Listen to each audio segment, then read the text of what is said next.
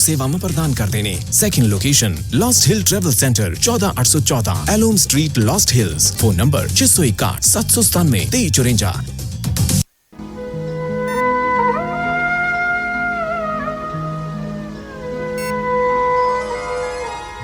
क्षमादान।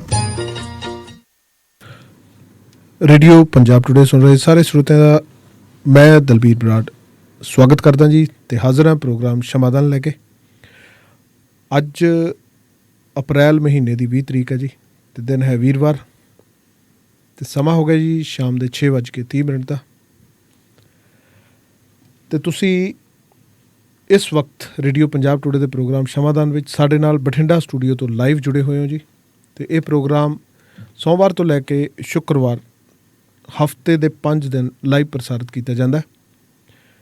तो दोस्तों इस तो पहला कि प्रोग्राम क्षमादान विच तुहाडे नाल रूबरू कराइए शिविंदर होना नूं एक जरूरी सूचना। सरी कैनेडा के नगर कीर्तन बारे 22 अप्रैल नूं कढ़िया जाना जी।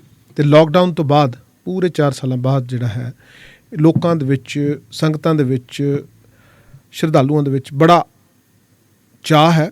7 ਲੱਖ ਦੇ करीब श्रद्धालु जुड़न की सरी ਦੇ नगर कीर्तन ਦੇ ਵਿੱਚ आस उम्मीद है जी। होटल रिश्तेदार दोस्त मित्र उन्होंने घर अपार्टमेंट सब नक्को नक भरे हुए है जी। तो साढ़े managing editor radio Punjab today ਦੇ स्वਰਨ दानेवालिया साहब भी सरी ਦੇ ਵਿੱਚ इस नगर कीर्तन ਨੂੰ कवर करनगे जी। तो ਤੁਹਾਨੂੰ ਦੱਸ ਦਈਏ कि 23 ਤਰੀਕ ਨੂੰ वाशिंगटन सीएटल ਦੇ ਵਿੱਚ स्वਰਨ सिंह दानेवालिया साहब पहुँचणगे। ਜਿਹੜੇ ਵੀ ਦੋਸਤ ਮਿੱਤਰ ਉਹਨਾਂ ਨਾਲ ਰਾਬਤਾ ਕਾਇਮ ਕਰ ਸਕਦੇ ਆ ਉਹ ਬਿਲਕੁਲ ਮਿਲਣ। ਤੇ ਉਹਨਾਂ ਦੇ ਰਾਬਤੇ ਲਈ ਨੰਬਰ ਹੈ ਜੀ +1564516968। ਨੰਬਰ ਇੱਕ ਵਾਰ ਫੇਰ ਤੁਹਾਨੂੰ ਦੱਸ ਦਿੰਦਾ दानेवालिया ਸਾਹਿਬ ਦਾ +1564516968 ਤੇ ਤੁਸੀਂ स्वਰਨ दानेवालिया ਸਾਹਿਬ ਨੂੰ ਕੰਟੈਕਟ ਕਰਕੇ ਮਿਲ ਸਕਦੇ ਹੋ ਵਾਸ਼ਿੰਗਟਨ ਸੀਐਟਲ ਦੇ ਵਿੱਚ। ਤੇ 22 ਤਰੀਕ ਨੂੰ ਸਰੀ ਨਗਰ ਕੀਰਤਨ ਦੇ ਵਿੱਚ। ਤੇ ਹੁਣ ਸਾਡੇ ਨਾਲ ਫੋਨ ਲਾਈਨ ਤੇ जुड़े हुए ने जी सीनियर जर्नलिस्ट शिविंदर जी। शिविंदर जी स्वागत है जी प्रोग्राम क्षमादान दे विच। मेहरबानी जी। शिविंदर जी एक बड़ी चर्चित खबर है जिहड़ी उस साईं बाबा केस दी वो बिल्कुल वो भी करन वाली है। पर उस तो पहला एक अज नवीं चर्चा छिड़ गई जदों अमृतपाल दे घरों उन्हां दी पत्नी अमृतसर एयरपोर्ट तो अपने इंग्लैंड ਨੂੰ ਵਾਪਸ ਜਾਣ ਲਈ ਤਿਆਰ ਬਰ ਤਿਆਰ ਹੋ ਕੇ ਜਾਂਦੀ ਹੈ। ਪਰ ਪੁੱਛਗਿੱਛ ਕੀਤੀ ਜਾਂਦੀ ਹੈ ਤੇ ਪੁੱਛਗਿੱਛ ਤੋਂ ਬਾਅਦ ਵਾਪਸ ਉਹਨਾਂ ਨੂੰ ਜੱਲੂਪੁਰ ਖੇੜਾ ਉਹਨਾਂ ਦੇ ਸਹੁਰਿਆਂ ਘਰ ਭੇਜ ਦਿੱਤਾ ਜਾਂਦਾ ਅੰਮ੍ਰਿਤਪਾਲ ਦੇ ਘਰ। ਪਰ ਇੱਕ ਗੱਲ ਹੈਰਾਨੀ ਵਾਲੀ ਇਹ ਵੀ ਹੈ ਕਿ 1 ਮਹੀਨੇ ਤੱਕ ਉਹਨਾਂ ਨਾਲ ਕੋਈ ਪੁੱਛ ਪੜਤਾਲ ਨਹੀਂ ਹੋਈ, ਨਾ ਹੀ ਉਹ ਚਰਚਾ ਦਾ ਵਿਸ਼ਾ ਸਨ। ਪਰ ਇੱਕਦਮ ਪੁਲਿਸ ਸਰਗਰਮ ਹੁੰਦੀ ਹੈ। ਇਸ ਨੂੰ ਕਿਵੇਂ ਦੇਖਦੇ ਹੋ ਜੀ? ਅਸਲ 'ਚ ਨਹੀਂ, ਇਹ ਤੋਂ ਪਹਿਲਾਂ ਵੀ ਉਹਨਾਂ ਦੇ ਕੋਲੋਂ ਨਾ ਉਹ ਪੁੱਛਗਿੱਛ ਹੁੰਦੀ ਹੈ ਇੱਕ ਵਾਰ ਜੀ। ਉਹਨਾਂ ਦੇ ਘਰੇ ਜਾ ਕੇ ਪੁੱਛਗਿੱਛ ਕੀਤੀ ਜਾਂਦੀ ਹੈ ਪੁਲਿਸ ਦੇ ਵੱਲੋਂ। ਜਦੋਂ ਅਮਰਪਾਲ 18 ਤਰੀਕ ਤੋਂ ਬਾਅਦ ਕਈ ਸਾਰੀਆਂ ਘਟਨਾਵਾਂ ਵਾਪਰੀਆਂ ਸੀ ਉਦੋਂ ਉਹਨਾਂ ਦੇ ਪਰਿਵਾਰ ਦੇ ਨਾਲ ਜਦੋਂ ਨੈਸ਼ਨਲ ਮੀਡੀਆ 'ਚ ਖਬਰ ਆਈ ਸੀਗੀ ਜਾਂ ਕਹਿ ਲਓ ਕਿ ਪਲਾਂਟ ਹੋਈ ਸੀ ਕਿ ਕਿਉਂਕਿ ਉਹਦੇ ਪਲਾਂਟ ਸ਼ਬਦ ਮੈਂ ਇਸ ਲਈ ਵਰਤ ਰਿਹਾ ਕਿਉਂਕਿ ਉਹਦਾ ਕੋਈ ਸਟਾਈ ਨਹੀਂ ਸੀਗਾ ਵੀ ਇਹ ਵੀ ਬਹੁਤ ਸਾਰਾ ਜਿਹੜਾ ਪੈਸਾ ਵਾ ਇਹ ਅਮਰਪਾਲ ਦੀ ਵਾਈਫ ਦੇ ਥਰੂ ਬਾਹਰ ਭੇਜਿਆ ਜਾਏਗਾ ਜੀ ਫਲਾਣਾ ਢੀਂਗੜਾ, ਇਸ ਤਰ੍ਹਾਂ ਦੀ ਖਬਰ ਆਈ ਸੀ। ਉਦੋਂ ਫਿਰ ਇਹਦੇ ਕੋਲੋਂ ਪੁੱਛਗਿੱਛ ਕੀਤੀ ਗਈ ਸੀ। ਉਹਦੇ ਨਾਲ ਹੀ ਇੱਕ ਅੰਗਰੇਜ਼ੀ ਦੇ ਮੈਗਜ਼ੀਨ ਦੇ ਵੱਲੋਂ ਇੱਕ ਲੇਡੀ ਪੱਤਰਕਾਰ ਦੇ ਵੱਲੋਂ ਹੀ ਇਹਦੀ ਵਾਈਫ ਦੀ ਇੰਟਰਵਿਊ ਕੀਤੀ ਗਈ ਸੀ ਜਿਹਦੇ ਵਿੱਚ ਉਹਨੇ ਕਿਹਾ ਸੀਗਾ ਕਿ ਉਹ ਇੱਥੇ ਹੀ ਰਹਿਣਾ ਪਸੰਦ ਕਰੇਗੀ ਪਰ ਉਹਦਾ ਕੁਛ ਇੱਕ ਵਾਰ ਉਹਨੂੰ ਜਾਣਾ ਪਏਗਾ। ਉਹਦਾ ਜਿਹੜਾ ਸ਼ਾਇਦ ਉਹਦਾ ਟਾਈਮ ਪੂਰਾ ਹੋਏਗਾ 2-3 ਮਹੀਨੇ ਤੱਕ ਉਹਨੇ ਕਿਹਾ ਸੀ ਮੇਰੇ ਖਿਆਲ, ਜੇ ਮੈਂ ਗਲਤ ਨਾ ਹੋਵਾਂਗਾ ਕਿਉਂਕਿ ਹਾਲੇ ਉਹ ਮਹੀਨਾ ਵੀ ਨਹੀਂ ਹੋਇਆ ਉਹ ਇੰਟਰਵਿਊ ਛਪੀ। 180 ਦਿਨ ਤੱਕ ਲੀਗਲ ਤੌਰ ਤੇ ਰਹਿ ਸਕਦੀ ਹੈ।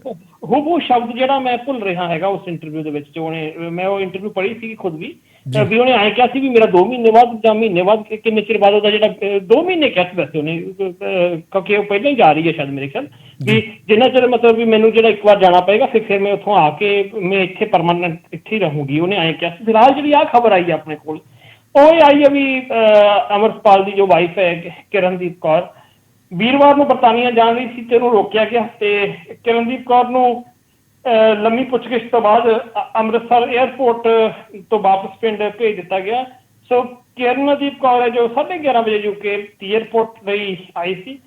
ਤਕਰੀਬਨ 2:30 ਵਜੇ ਦੇ ਕਰੀਬ ਫਲਾਈਟ ਦੇ ਵਿੱਚ ਯੂਕੇ ਉਹਨੇ ਜਾਣਾ ਸੀ। ਸੋ ਯੂਕੇ ਜਾਣ ਨਹੀਂ ਦਿੱਤਾ ਗਿਆ, ਵਾਪਸ ਉਹ ਆਪਦੇ ਪਿੰਡ ਪਹੁੰਚੀ ਆ। ਉੱਥੇ ਪੁੱਛਗਿੱਛ ਵੀ ਕੀਤੀ ਹੈ ਪੁਲਿਸ ਦੇ ਵੱਲੋਂ, ਉਹਦੇ ਨਾਲ ਪੁੱਛਗਿੱਛ ਵੀ ਹੋਈ ਹੈ। ਉਹਨੂੰ ਉੱਥੇ ਰੋਕਿਆ ਗਿਆ। ਫਿਲਹਾਲ ਦੇਖੋ ਇਹਦਾ ਹੁਣ ਕਹਿਣਾ ਹਾਲੇ ਕੁਝ ਵੀ ਇੱਕਦਮ ਤਾਂ ਹੋਰ ਕੋਈ ਟਿੱਪਣੀ ਕਰਨੀ ਹਾਲੇ ਮੁਸ਼ਕਿਲ ਹੈ, ਕਿਉਂਕਿ ਹੁਣ ਜਿੰਨੀ ਕੁ ਆਪਣੇ ਕੋਲ ਖਬਰ ਆਈ ਹੈ ਫਿਲਹਾਲ ਉਹੀ ਕਹਿ ਸਕਦੇ ਹਾਂ। ਕਿਉਂਕਿ ਲੇਕਿਨ ਇਹਦੇ ਵਿੱਚ ਤਥਾਤਮਕ ਤੌਰ ਤੇ ਹੈਗਾ ਵੀ ਪਹਿਲਾਂ ਵੀ ਇਹਦੇ ਤੋਂ ਇੱਕ ਵਾਰ ਪੁੱਛਗਿੱਛ ਕੀਤੀ ਗਈ ਸੀ, ਜਦੋਂ ਇਹਦੇ ਬਾਕੀ ਪਰਿਵਾਰ ਦੇ ਮੈਂਬਰਾਂ ਜਿਵੇਂ ਅਮਰਪਾਲ ਦੇ ਪਿਤਾ ਜੀ, ਉਹਦੇ ਮਾਤਾ ਜੀ ਤੋਂ ਪੁੱਛਗਿੱਛ ਕੀਤੀ ਗਈ ਸੀ।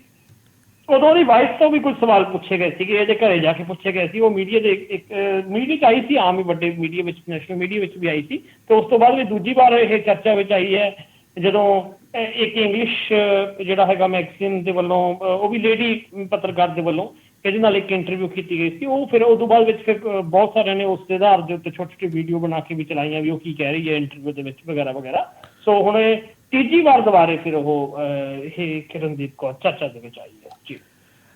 ਬਿਲਕੁਲ। ਇੱਕ ਹੋਰ ਚਰਚਾ ਦੇ ਵਿੱਚ ਭਾਰਤ ਆ ਗਿਆ ਜੀ। ਆਬਾਦੀ ਕਹਿੰਦੇ ਨੰਬਰ 1 ਹੋ ਗਈ ਹੈ ਤੇ ਦੇਸ਼ ਵੀ ਆਬਾਦੀ ਦੇ ਪੱਖੋਂ ਭਾਰਤ ਜਿਹੜਾ ਹੈਗਾ ਹੁਣ ਨੰਬਰ 1 ਦੇਸ਼ ਬਣ ਗਿਆ ਜੀ। ਇਹ ਵਿਸਤਾਰ ਦੇ ਵਿੱਚ ਕੀ ਤਫਸੀਲ ਜਾਣਕਾਰੀ ਜੀ? ਚੀਨ ਪਹਿਲਾਂ ਇਹ ਨੰਬਰ 1 ਤੇ ਸੀਗਾ, ਹੁਣ ਭਾਰਤ ਨੇ ਚੀਨ ਨੂੰ ਪਿੱਛੇ ਕੱਟ ਦਿੱਤਾ ਹੈਗਾ ਜੀ। ਸੰਯੁਕਤ ਰਾਸ਼ਟਰ ਦੇ ਅੰਕੜਿਆਂ ਦੇ ਮੁਤਾਬਕ ਭਾਰਤ ਜੋ ਹੈ ਉਹ ਇਸ ਸਮੇਂ 1,42,00,000 ਤੋਂ ਵੀ ਵਧੇਰੇ ਲੋਕਾਂ ਦੇ ਨਾਲ ਆਬਾਦੀ ਪੱਖੋਂ ਚੀਨ ਨੂੰ ਪਛਾੜ ਦਿੱਤਾ, ਕਿਉਂਕਿ 1,42 ਕਰੋੜ 86 ਲੱਖ ਦੇ ਕਰੀਬ ਇਹ ਆਬਾਦੀ ਹੈ। ਤੇ ਹੁਣ ਜਿਹੜਾ ਚੀਨ ਹੈ, ਜਿਹੜਾ ਜਿਹਦੀ ਆਬਾਦੀ ਲਗਭਗ ਗਵਾਂਢੀ ਮੁਲਕ ਦੇ ਕੋਲ 1,42 ਕਰੋੜ ਸੀਗੀ, ਉਹਦੇ ਨਾਲੋਂ ਇਹ ਵੱਧ ਗਿਆ, ਕੁਛ ਪੁਆਇੰਟ ਵਧਿਆ ਵਾ। ਤੇ ਦੂਜਾ ਜਿਹੜਾ ਸਭ ਤੋਂ ਸੰਘਣੀ ਵਸੋਂ ਵਾਲਾ ਮੁਲਕ ਬਣ ਚੁੱਕਾ। ਸੰਯੁਕਤ ਰਾਸ਼ਟਰ ਦੀ ਆਬਾਦੀ ਦਾ ਜਿਹੜਾ ਹੈਗਾ ਵੱਲੋਂ ਇਹ ਇੱਕ ਜਿਹੜਾ ਪਾਪੂਲੇਸ਼ਨ ਦੀ ਰਿਪੋਰਟ ਹੈ, ਉਹਦੇ ਵਿੱਚ ਭਾਰਤ ਦੀ 25% ਆਬਾਦੀ ਹੈ ਉਹ ਸਿਰਫ 14 ਸਾਲ ਦੀ ਉਮਰ ਵਰਗ ਦੇ ਵਿੱਚ ਆਉਂਦੀ ਹੈ ਤੇ 18 ਸਾਲ ਵਿੱਚ ਜਿਹੜੀ ਆਉਂਦੀ ਆ ਉਹ 10% ਹੈ। 19 ਸਾਲ ਦੀ 25%, 10 ਤੋਂ 24 ਸਾਲ ਤੱਕ 68%, 15 ਤੋਂ 64 ਸਾਲ ਤੇ 7% ਤੇ 65 ਤੋਂ ਉੱਪਰ ਜਿਹੜੀ ਭਾਰਤ ਦੀ ਆਬਾਦੀ ਜਿਹੜੀ ਬਹੁਤ ਹੋਰ ਥੋੜੀ ਫੀਸਦੀ ਬਣਦੀ ਹੈ। ਸੋ ਭਾਰਤ ਦੀ ਜਿਹੜੀ ਭੂਗੋਲਿਕ ਆਬਾਦੀ ਹੈ ਉਹ ਇੱਕ ਤੋਂ ਦੂਜੇ ਰਾਜ ਵਿੱਚ ਵੱਖੋ ਵੱਖਰੀ ਹੈ। ਮਾਹਰਾਂ ਦੇ ਮੁਤਾਬਕ ਕੇਰਲਾ ਤੇ ਪੰਜਾਬ ਦੇ ਵਿੱਚ ਬਜ਼ੁਰਗ ਲੋਕਾਂ ਦੀ ਆਬਾਦੀ ਜਿਹੜੀ ਵੱਧ ਹੈ, ਜਦਕਿ ਬਿਹਾਰ ਦੇ ਵਿੱਚ ਤੇ ਉੱਤਰ ਪ੍ਰਦੇਸ਼ ਦੇ ਵਿੱਚ ਨੌਜਵਾਨਾਂ ਦੀ ਵਸੋਂ ਜ਼ਿਆਦਾ। ਕਿਉਂਕਿ ਪੰਜਾਬ ਦਾ ਤਾਂ ਆਪਾਂ ਨੂੰ ਇੱਕ ਦਿਖ ਹੀ ਰਿਹਾ ਕਿ ਨੌਜਵਾਨ ਤਾਂ ਬਾਹਰ ਜਾ ਰਹੇ ਹੈਗੇ ਨੇ ਪੰਜਾਬ ਦੇ। ਤੇ ਕੇਰਲ ਦੇ ਵਿੱਚ ਇਹ ਸਮੀਕਰਨ ਕੀ ਹੈ ਮੈਂ ਉਹਦੇ ਬਾਰੇ ਕਹਿ ਨਹੀਂ ਸਕਦਾ, ਹਾਲਾਂਕਿ ਕੇਰਲ ਵਾਲੇ ਵੀ ਬਾਹਰ ਗਏ ਹੋਏ ਨੇ, ਪਰ ਉਹ ਕਿੰਨੀ ਰੇਸ਼ੋ ਹੈਗੀ ਆ, ਕੀ ਇਹਦੇ ਇਹੀ ਕਾਰਨ ਹੈ ਜਾਂ ਹੋਰ ਵੀ ਕਾਰਨ ਹੋ ਸਕਦੇ ਨੇ, ਇਹਦੇ ਬਾਰੇ ਮੇਰਾ ਕਹਿਣਾ ਮੁਸ਼ਕਿਲ ਹੈ। ਮੈਨੂੰ ਇਹਦੇ ਬਾਰੇ ਕੋਈ ਤਜਰਬਾ ਨਹੀਂ। ਸੋ ਸੰਯੁਕਤ ਰਾਸ਼ਟਰ ਦੇ ਨੇ ਸਾਲ ਜਿਹੜਾ 1950 ਦੇ ਵਿੱਚ ਆਬਾਦੀ ਨੂੰ ਲੈ ਕੇ ਜਿਹੜੇ ਅੰਕੜੇ ਇਕੱਤਰ ਕੀਤੇ ਸੀ, ਉਹਦੇ ਵਿੱਚ ਉਹਦਾ ਅਮਲ ਹੁਣ ਸ਼ੁਰੂ ਕੀਤਾ। ਇਸ ਨੂੰ ਪਹਿਲਾ ਮੌਕਾ ਜਦੋਂ ਭਾਰਤ ਦੀ ਆਬਾਦੀ ਪੱਖੋਂ ਜਿਹੜਾ UN ਦੀ ਸੂਚੀ ਦੇ ਵਿੱਚ ਨੰਬਰ 1 ਤੇ ਆਇਆ। ਸੰਯੁਕਤ ਰਾਸ਼ਟਰ ਦੇ ਵਰਲਡ ਪਾਪੂਲੇਸ਼ਨ ਜਿਹੜਾ ਹੈਗਾ 2022 ਦੇ ਮੁਤਾਬਕ 1950 ਦੇ ਵਿੱਚ ਤੇ ਭਾਰਤ ਤੇ ਚੀਨ ਦੀ ਆਬਾਦੀ ਕਰਮਵਾਰ ਬਰਾਬਰ ਹੀ ਰਹੀ ਹੈ, ਥੋੜਾ ਮੋਟਾ ਫਰਕ ਰਿਹਾ। ਤੇ ਰਿਪੋਰਟ ਦੇ ਵਿੱਚ ਕੀਤੇ ਗਏ ਦਾਅਵੇ ਦੇ ਮੁਤਾਬਕ 2050 ਤੱਕ ਭਾਰਤ ਦੀ ਆਬਾਦੀ ਵੱਧ ਕੇ 1,66 ਕਰੋੜ ਤੋਂ ਵੀ ਉੱਪਰ ਹੋਣ ਦੇ ਆਸਾਰ ਹੈਗੇ ਨੇ, ਜਦ ਕਿ ਚੀਨ ਦੀ ਜਿਹੜੀ ਹੈਗੀ ਆ ਉਹ ਘਟਣ ਦੀ ਸੰਭਾਵਨਾ ਦੱਸੀ ਗਈ ਹੈ ਵੀ ਉਹ 13 ਕਰੋੜ ਤੋਂ 131 ਕਰੋੜ ਤੱਕ ਜਿਹੜੀ ਹੈਗੀ ਹੈ ਹੋ ਜਾਏਗੀ। ਸੋ ਰਿਪੋਰਟ ਦੀ ਮੰਨੀਏ ਤਾਂ 1950 ਤੋਂ ਲੈ ਕੇ ਹੁਣ ਤੱਕ ਜਿਹੜੀ ਕੁੱਲ ਆਲਮ ਦੀ ਆਬਾਦੀ ਹੈ ਉਹਦੀ ਸਭ ਤੋਂ ਸੁਸਤ ਰਫ਼ਤਾਰ ਦਰ ਨਾਲ ਵਧੀ ਹੈ ਇਹ, ਤੇ 2020 ਦੇ ਵਿੱਚ ਇਹ ਦਰ 1% ਦੇ ਨਿਗਾਰ ਨਾਲ ਆਈ ਹੈ। ਭਾਰਤ ਦੀ ਆਬਾਦੀ ਨੂੰ ਜਿਹੜਾ ਹੈਗਾ 1.4 ਅਰਬ ਮੌਕਿਆਂ ਦੇ ਵਜੋਂ ਵੇਖਿਆ ਜਾ ਰਿਹਾ ਹੈਗਾ, ਤੇ ਦੂਜੇ ਪਾਸੇ ਚੀਨ ਕਹਿ ਰਿਹਾ ਕਿ ਸਾਡੇ ਕੋਲ ਵਧੇਰੇ ਕਾਰਗਰ ਮਨੁੱਖੀ ਵਸੀਲੇ ਹੈਗੇ ਨੇ। ਸੋ ਕੁੱਲ ਮਿਲਾ ਕੇ ਦੇਖੋ, ਇੱਕ ਤਾਂ ਇਹ ਚੀਜ਼ ਹੈਗੀ ਹੈ ਕਿ ਮੁਲਕ ਦੀ ਆਬਾਦੀ ਜਿਹੜੀ ਵਧੀਆ ਆਬਾਦੀ ਵਾਲੇ ਮਾਮਲੇ ਵਿੱਚੋਂ ਭਾਰਤ ਜਿਹੜਾ ਨੰਬਰ 1 ਹੈ, ਪਰ ਇੱਕ ਐਂਗਲ ਹੋਰ ਹੈ ਆਪਣਾ ਬਰਾੜ ਸਾਹਿਬ, ਮੇਰੇ ਮਾਈਂਡ ਦੇ ਵਿੱਚ ਵੀ ਉਹੀ ਗੱਲ ਆ ਰਹੀ ਹੈ ਕਿ ਜੀ ਕੁਝ ਕਹਿ ਰਹੇ ਹੋ। ਜੀ ਹਾਂ ਜੀ, ਸ਼ੁਕਰੀਆ। ਕਿ ਭਾਰਤ ਲਈ ਕੋਈ ਬਹੁਤਾ ਵਧੀਆ ਸੰਕੇਤ ਮੈਨੂੰ ਮੇਰੀ ਨਜ਼ਰ 'ਚ ਨਹੀਂ ਲੱਗ ਰਿਹਾ ਹੈਗਾ। ਤੁਹਾਡੇ ਵਿਚਾਰ ਵੀ ਆਪਾਂ ਲੈ ਰਹੇ ਹਾਂ ਕਿ ਚਾਈਨਾ ਨੇ ਕੰਟਰੋਲ ਕਰ ਲਿਆ ਆਬਾਦੀ ਦਾ ਵਧਣਾ ਜਿਹੜਾ ਹੈਗਾ, ਭਾਰਤ ਕਿਤੇ ਨਾ ਕਿਤੇ ਤੁਹਾਨੂੰ ਲੱਗਦਾ ਕਿ ਕੰਟਰੋਲ ਨਹੀਂ ਕਰ ਪਾ ਰਿਹਾ, ਤੇ ਇਹਦੇ ਆਫਟਰ ਇਫੈਕਟਸ ਵੀ ਦੇਖਣ ਨੂੰ ਨਜ਼ਰ ਆਉਣੇ ਆ। ਕੀ ਕਰੋਨਾ ਦਾ, ਕੋਵਿਡ ਦਾ ਵੀ ਕੋਈ ਇੱਦਾਂ ਦਾ ਇਫੈਕਟ ਪਿਆ ਕਿ ਜਿਹੜੀ ਆਬਾਦੀ ਚਾਈਨਾ ਦੇ ਵਿੱਚ ਸੀਗੀ ਉਹਦਾ ਕੁਝ ਹਿੱਸਾ ਜਿਹੜਾ ਹੈਗਾ ਕਰੋਨਾ ਦੇ ਭੇਟ ਚੜਿਆ ਅਤੇ ਉਹਦੇ ਨਾਲ ਵੀ ਕੋਈ ਫਰਕ ਪਿਆ? ਕੋਈ ਲੱਗਦਾ ਕੁਝ ਜੇ ਆਉਣ ਵਾਲੇ ਟਾਈਮ ਦੇ ਵਿੱਚ ਕਿੰਨੀ ਕੁ ਆਬਾਦੀ ਨੂੰ ਕੰਟਰੋਲ ਕਰਨ ਲਈ ਭਾਰਤ ਨੂੰ ਸੰਵੇਦਨਸ਼ੀਲ ਹੋ ਕੇ ਸੀਰੀਅਸ ਹੋ ਕੇ ਐਫਰਟ ਕਰਨੇ ਚਾਹੀਦੇ ਆ ਸਰਕਾਰਾਂ ਨੂੰ? ਮੈਨੂੰ ਲੱਗਦਾ ਮੈਂ ਉਹੀ ਗੱਲ ਕਹਿਣ ਲੱਗਿਆ ਸੀ। ਮੈਂ ਜਿਹੜੀ ਗੱਲ ਵਿੱਚੋਂ ਮੈਂ ਕਰਨ ਲੱਗਿਆ ਸੀ ਉਹ ਸੀਗੇ ਇਹਦੇ ਵਿੱਚ ਵੀ ਦੋ ਚੀਜ਼ਾਂ ਹੁੰਦੀਆਂ ਹੈਗੀਆਂ। ਇੱਕ ਤਾਂ ਹੁੰਦੀ ਹੈ ਕਿ ਕਿਸੇ ਮੁਲਕ ਦੀ ਆਬਾਦੀ ਵਧਣੀ ਜੀ, ਇੱਕ ਹੁੰਦੀ ਆ ਕਿ ਆਬਾਦੀ ਦੀ ਦਰ ਵਧਣੀ। ਭਾਰਤ ਵਿੱਚ ਜੇ ਮੈਂ ਪਿਛਲੇ 20 ਸਾਲ ਦੇ ਅੰਕੜੇ ਚੱਕੀਏ ਨਾ, ਆਬਾਦੀ ਦੀ ਦਰ ਨਹੀਂ ਵਧ ਰਹੀ ਹੈਗੀ। ਇਹ ਮਤਲਬ ਇਹ ਨੋਟ ਕਰਨ ਵਾਲੀ ਗੱਲ ਹੈਗੀ ਆ। ਮੈਂ ਇਹਦੀ ਇੱਕ ਬੜੀ ਹੋਰ ਸਿੰਪਲ ਉਦਾਹਰਨ ਦਿੰਦਾ, ਇੱਕ ਦੋ ਵਾਰ ਦਿੱਤੀ ਵੀ ਆ। ਇੱਕ ਤਾਂ ਹੈਗੀ ਆ ਆਬਾਦੀ ਵਧਣੀ, ਇੱਕ ਪਰਿਵਾਰ ਆ, ਉਹਦੇ ਵਿੱਚ ਇੱਕ ਜਣਾ ਉਹਨੇ ਵਿਆਹ ਕਰਾ ਲਿਆ, ਵਾਈਫ ਆ ਗਈ ਤੇ 2-3 ਬੱਚੇ ਆ ਗਏ। ਹਾਂਜੀ ਜੀ। ਤੇ ਫਿਰ ਜਿਹੜਾ ਹੈਗਾ ਉਹ ਜਾ ਕੇ ਉਹ ਆਬਾਦੀ ਹੋਰ ਵੱਧ ਗਈ। ਇਹ ਹੁੰਦੀ ਆ ਆਬਾਦੀ ਵਧਣੀ। ਇੱਕ ਹੁੰਦੀ ਆ ਆਬਾਦੀ ਦੀ ਦਰ ਵਧਣੀ। ਉਹ ਵੀ ਮੈਂ ਇੱਕ ਪਰਿਵਾਰ ਦੇ ਵਿੱਚ ਉਦਾਹਰਨ ਦੇ ਸਕਦਾ। ਜਿਵੇਂ ਕਿ ਮੰਨ ਲਓ ਕਿ ਤੁਹਾਡੇ ਜਾਂ ਮੇਰੇ ਦਾਦਾ ਜੀ ਸੀਗੇ, ਉਹਨਾਂ ਦੇ ਜਿਹੜੇ ਬੱਚੇ ਸੀ 6 ਸੀ। ਹਾਂਜੀ। ਤੇ ਉਸ ਤੋਂ ਬਾਅਦ ਵਿੱਚ ਤੁਹਾਡੇ ਮੰਮੀ ਡੈਡੀ ਦਾ ਵਿਆਹ ਹੋਇਆ ਜਾਂ ਮੇਰੇ ਮੰਮੀ ਡੈਡੀ ਦਾ ਵਿਆਹ ਹੋਇਆ, ਉਹਨਾਂ ਦੇ ਬੱਚੇ 2 ਹੋ ਗਏ ਹੈ ਜੀ। ਤੇ ਜਾਂ ਫਿਰ ਆਪਣੀ ਵਾਰੀ ਆਈ ਤੇ ਆਪਣੇ ਬੱਚੇ ਜਿਹੜੇ 1 ਹੋ ਗਿਆ। ਠੀਕ ਹੈ ਜੀ। ਤੇ ਉਸ ਤੋਂ ਬਾਅਦ ਵਿੱਚ ਅਗਲੇ ਬੱਚੇ ਨੇ ਜਿਹੜੇ ਅਗਲੀ ਨਸਲ ਹੈ ਕਿ ਉਹ ਵਿਆਹ ਕਰਾਏਗੀ, ਵਿਆਹ ਸੰਸਥਾ 'ਚ ਰਹੇਗੀ। ਜੇ ਉਹ ਵਿਆਹ ਸੰਸਥਾ 'ਚ ਰਹੇਗੀ ਤਾਂ ਉਹ ਬੱਚਾ ਪੈਦਾ ਕਰੇਗੀ ਕਿ ਨਹੀਂ ਪੈਦਾ ਕਰੇਗੀ, ਕਿਉਂਕਿ ਇਹ ਆਧੁਨਿਕ ਦੌਰ ਦੇ ਜਿਹੜੇ ਫਿਨੋਮੇਨੇ ਹੈਗੇ ਨੇ। ਸੋ ਇਹ ਹੈਗੀ ਆਬਾਦੀ ਦੀ ਦਰ ਘਟਣੀ। ਮਤਲਬ ਦਾਦੇ ਵਾਂਗੂ ਪਹਿਲਾਂ 9 ਬੱਚੇ ਨਹੀਂ ਸੀਗੇ, 2 ਤੇ ਆ ਗਿਆ, 2 ਤੋਂ 1 ਤੇ ਆ ਗਿਆ। ਇਹ ਜਿਹੜੀ ਸੋਸਾਇਟੀ ਨੇ ਅਡਾਪਟ ਕੀਤੀ ਹੈ। ਜਿਹੜਾ ਆਹ ਹੈਗਾ ਆਬਾਦੀ ਦੀ ਦਰ ਘਟਣੀ, ਭਾਰਤ ਵਿੱਚ ਘੱਟੋ ਘੱਟ 2002 ਦਾ ਜਿਹੜਾ ਅੰਕੜਾ ਹੈਗਾ ਉਹਦੇ ਵਿੱਚ ਦੱਸਿਆ ਜਾ ਰਿਹਾ ਸੀਗਾ ਕਿ 32% ਦੀ ਜਿਹੜੀ ਆਬਾਦੀ ਦੀ ਦਰ ਸੀਗੀ। ਫਿਰ ਥੋੜੇ ਸਾਲਾਂ ਵਿੱਚ 27% ਤੱਕ ਆਈ, 22% ਤੱਕ ਆਈ ਹੈ। ਭਾਰਤ ਵਿੱਚ ਆਬਾਦੀ ਦੀ ਦਰ ਘਟ ਰਹੀ ਹੈ। ਉਹਦੇ ਕਾਰਨ ਕਈ ਨੇ। ਉਹਦੇ ਕਾਰਨ ਇੱਕ ਤਾਂ ਹੈਗਾ ਕਿ ਜਿਹੜਾ ਹੈਗਾ ਇੱਕ ਚਲੋ ਪੜ੍ਹ ਲਿਖ ਵੀ ਕੇ ਬੰਦੇ ਦੀ ਛੋਟਾ ਪਰਿਵਾਰ ਹੋਣਾ ਚਾਹੀਦਾ, ਜਾਂ ਫਿਰ ਉਹ ਉਸ ਤਰ੍ਹਾਂ ਸਾਧਨ ਹੀ ਨਹੀਂ। ਹੁਣ ਜਿਵੇਂ ਤੁਸੀਂ ਵੱਧ ਬੱਚੇ ਵੀ ਪੈਦਾ ਕਰਦੇ ਹੋ ਤੇ ਉਹਨਾਂ ਨੂੰ ਖਵਾਊ ਕੌਣ? ਇਹ ਵੀ ਮਤਲਬ ਚੀਜ਼ਾਂ ਦਿਖ ਰਹੀਆਂ ਹੈਗੀਆਂ ਨੇ। ਆਬਾਦੀ ਦੀ ਦਰ ਘਟੀ ਹੈ। ਤੇ ਕੀ ਇਹ ਦਰ, ਇੱਕ ਸਵਾਲ ਜਿਹੜਾ ਹਮੇਸ਼ਾ ਰਹਿੰਦਾ ਹੈਗਾ, ਉਹਦੇ ਬਾਰੇ 2 ਤਰ੍ਹਾਂ ਦੀਆਂ ਰਾਵਾਂ ਆਉਂਦੀਆਂ ਰਹੀਆਂ ਭਾਰਤ ਵਿੱਚ ਕਿ ਜਿਹੜੇ ਭਾਰਤ ਵਿੱਚ ਉਹ ਵਰਗ ਨੇ ਜਿਹੜੇ ਐਜੂਕੇਟਡ ਨਹੀਂ, ਜਿਹੜੇ ਕਿ ਜਿਹਨਾਂ ਨੂੰ ਆਪਣੇ ਸਰੀਰਕ ਸੰਬੰਧ ਬਣਾਉਣ ਵੇਲੇ ਇਹ ਨਹੀਂ ਪਤਾ ਵੀ ਉਹਨਾਂ ਨੇ ਵੀ ਕੋਈ ਇਹਤਿਆਤ ਯੂਜ਼ ਕਰਨੀ ਹੈ ਕਿ ਨਹੀਂ ਕਰਨੀ, ਕਿ ਝੁੱਗੀ ਝੋਂਪੜੀ, ਜਾਂ ਫਿਰ ਜਿਹੜੇ ਘੱਟ ਪੜ੍ਹੇ ਲਿਖੇ ਲੋਕ ਆ, ਜਾਂ ਜਿਹੜੇ ਉਹ ਲੋਕ ਜਿਹੜੇ ਸਮਝਦੇ ਨੇ ਕਿ ਬੱਚੇ ਦਾ ਜੀ ਰੱਬ ਦੀ ਦੇਣ ਹੁੰਦੇ ਨੇ, ਕਿ ਉਹਨਾਂ ਵਿੱਚ ਵੀ ਇਹ ਆਬਾਦੀ ਦੀ ਦਰ ਘਟੀ ਹੈ ਕਿ ਨਹੀਂ ਘਟੀ? ਇਹਦੇ ਬਾਰੇ ਵੀ 2 ਰਿਸਰਚ ਹੈਗੀਆਂ ਨੇ। ਇੱਕ ਤਾਂ ਹੈਗੀ ਹੈ ਕਿ ਹਾਂਜੀ ਜਿਹੜਾ ਸਰਕਾਰ ਵੱਲੋਂ ਪਰਿਵਾਰ ਨਿਯੋਜਨ ਜਾਂ ਕੁਝ ਪ੍ਰਕਿਰਿਆਵਾਂ ਨੂੰ ਅਪਣਾਇਆ ਗਿਆ ਉਹਦਾ ਉੱਥੇ ਅਸਰ ਹੋਇਆ ਹੈਗਾ। ਦੂਜੀ ਰਿਪੋਰਟ ਸਮੇਂ-ਸਮੇਂ ਤੇ ਆਈ ਹੈ ਕਿ ਨਹੀਂ, ਉਹ ਘੱਟ ਹੋਇਆ ਹੈਗਾ। ਲੇਕਿਨ ਕੁੱਲ ਮਿਲਾ ਕੇ ਜਦੋਂ ਭਾਰਤ ਦੀ ਆਬਾਦੀ ਦੀ ਦਰ ਦੀ ਰੇਸ਼ੋ ਦੀ ਗੱਲ ਕਰਦੇ ਆ ਨਾ, ਉਹ ਘਟੀ ਹੈਗੀ ਆ, ਉਹ ਨਹੀਂ ਵਧੀ ਹੈਗੀ। ਹੁਣ ਪ੍ਰੋਬਲਮ ਕਈ ਵਾਰ ਇਹ ਹੁੰਦੀ ਹੈ ਕਿ ਜਦੋਂ ਨਾ ਸਰਕਾਰਾਂ, ਇਹਦੇ ਵਿੱਚ ਹੁੰਦਾ ਕਿ ਸਰਕਾਰਾਂ ਦੇ ਵੀ ਕਾਫੀ ਲੋਟਾਉਣ ਵਾਲਾ ਕੰਮ ਹੁੰਦਾ ਵੀ ਦੇਖੋ ਜੀ ਆਬਾਦੀ ਵੱਧ ਗਈ, ਹੁਣ ਅਸੀਂ ਕੀ ਕਰੀਏ, ਮੁਲਕ ਦੀ ਆਬਾਦੀ ਤਾਂ ਵੱਧ ਗਈ, ਅਸੀਂ ਤੁਹਾਡੇ ਲਈ ਰੁਜ਼ਗਾਰ ਕਿੱਥੋਂ ਲੈ ਕੇ ਆਈਏ। ਉਦੋਂ ਸਰਕਾਰ ਕਈ ਵਾਰ ਮੂਰਖ ਬਣਾ ਰਹੀਆਂ ਹੁੰਦੀਆਂ, ਕਿਉਂਕਿ ਆਬਾਦੀ ਵਧਣੀ ਤੇ ਆਬਾਦੀ ਦੀ ਦਰ ਵਧਣੀ, ਇਹਨਾਂ ਦੋਹਾਂ 'ਚ ਫਰਕ ਹੈ। ਕਿਉਂਕਿ ਹੁਣ ਜੇਕਰ ਇਹੀ ਉਦਾਹਰਨ ਹੋਵੇ ਵੀ ਆਬਾਦੀ ਵਧੀ ਹੋਈ ਆ ਵੀ ਅਸੀਂ ਤੁਹਾਡੇ ਲਈ ਕਿੱਥੋਂ ਕੰਮ ਕਰੀਏ, ਤਾਂ ਚੀਨ ਸਾਡੇ ਕੋਲ ਸਭ ਤੋਂ ਵਧੀਆ ਉਦਾਹਰਨ ਸੀਗਾ। ਚੀਨ ਇੱਕ ਵਰਲਡ ਪਾਵਰ ਬਣ ਰਿਹਾ ਸੀਗਾ। ਹੁਣ ਤੱਕ ਕੱਲ ਤੱਕ ਚੀਨ ਹੀ ਨੰਬਰ 1 ਸੀ ਨਾ ਆਪਣੇ ਨਾਲ ਆਬਾਦੀ ਦੇ ਵਿੱਚ। ਚੀਨ ਨੇ ਲੇਕਿਨ ਆਪਾਂ ਦੇਖਿਆ ਵੀ ਉਹਨੇ ਆਪਣੇ ਸਾਧਨ ਵੀ ਤਕੜੇ ਪੈਦਾ ਕੀਤੇ। ਉਹਨੇ ਕੋਵਿਡ ਦਾ ਦੁੱਖ ਸਹਿ ਕੇ ਵੀ ਕੋਵਿਡ ਨੂੰ ਬਹੁਤ ਕੰਟਰੋਲ 'ਚ ਕੀਤਾ।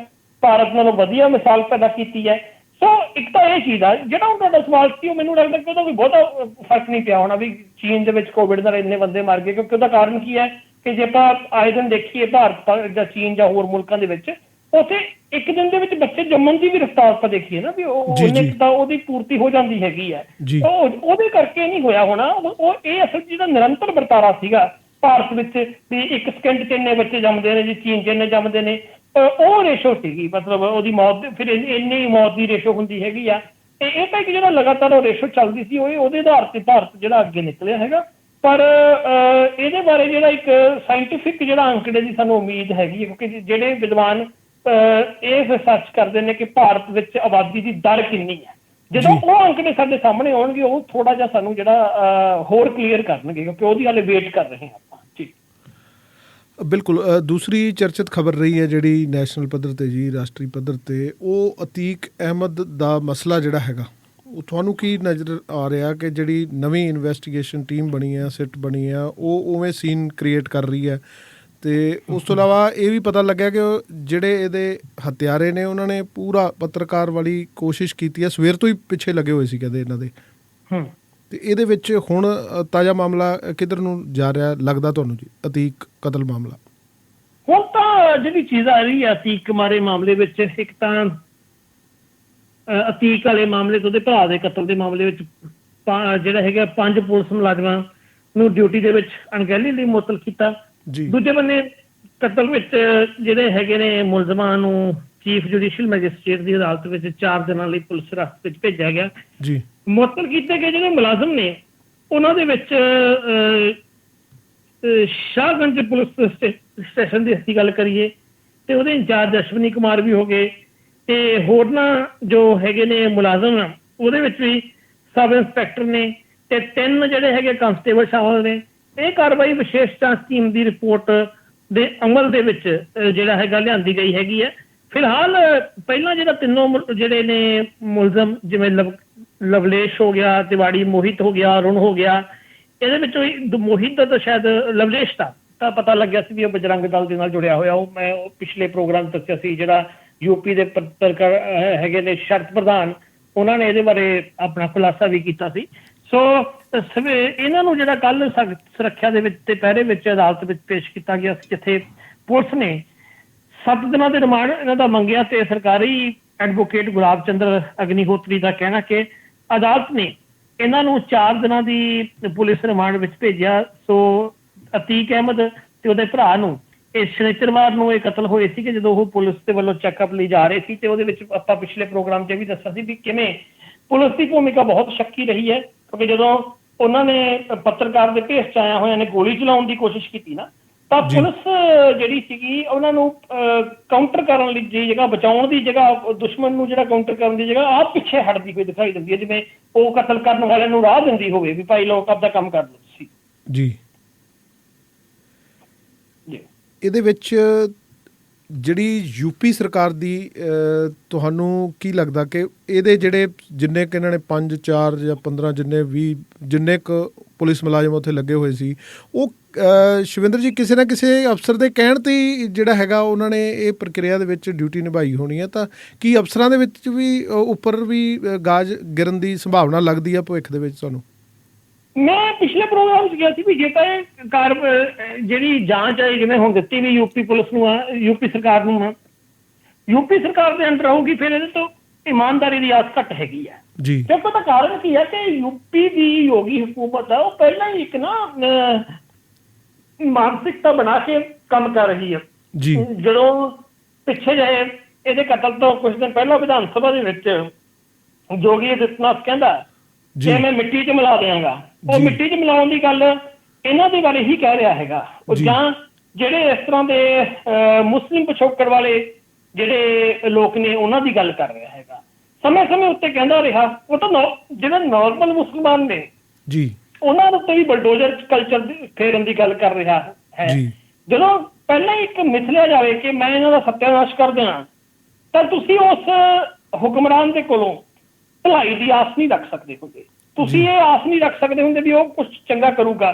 ਫਿਰ ਤੁਸੀਂ ਦੇਖੋ ਕਿ ਇਹਨਾਂ ਦੇ ਮਾਰਨ ਤੋਂ ਬਾਅਦ ਨੈਰੇਟਿਵ ਕਿਹੜਾ ਸੈੱਟ ਕੀਤਾ ਗਿਆ। ਕੀ ਨੈਸ਼ਨਲ ਮੀਡੀਆ ਨੇ ਸਵਾਲ ਉਠਾਇਆ ਕਦੇ ਕਿ ਇਹ ਜਿਹੜਾ ਹੈਗਾ ਕਤਲ ਹੋ ਕਿਵੇਂ ਗਿਆ ਜੀ? ਜਦੋਂ ਉਹ ਆਪਣੀ ਮੌਤ ਤੋਂ ਕੁਝ ਦਿਨ ਪਹਿਲਾਂ ਕਹਿ ਰਿਹਾ ਸੀ ਵੀ ਮੈਨੂੰ ਐਂ ਕਰਕੇ ਮਰਾਇਆ ਜਾਊਗਾ, ਉਹ ਇੱਕ ਇੰਟਰਵਿਊ 'ਚ ਕਹਿ ਰਿਹਾ ਕਿ ਉਦੋਂ ਬਾਅਦ ਵਿੱਚ ਪੁਲਿਸ ਨੇ ਜਿਹੜਾ ਹੈਗਾ ਇਹਦੇ ਉੱਤੇ ਕੁਛ ਕਾਰਵਾਈ ਕੀਤੀ, ਇਹਦੇ ਬਾਰੇ ਸੁਚੇਤ ਹੋਈ। ਪੁਲਿਸ ਤਾਂ ਕਹਿ ਰਹੀ ਸੀ ਨਹੀਂ ਜੀ ਸਾਰਾ ਕੁਝ ਸਾਡੇ ਕੰਟਰੋਲ 'ਚ, ਅਸੀਂ ਕੁਛ ਨਹੀਂ ਇਹੋ ਜਿਹਾ ਹੋਣ ਦੇਵਾਂਗੇ, ਇਹ ਐਵੇਂ ਜਨਤਾ ਪ੍ਰਗਟ ਕਰ ਰਿਹਾ ਹੈਗਾ।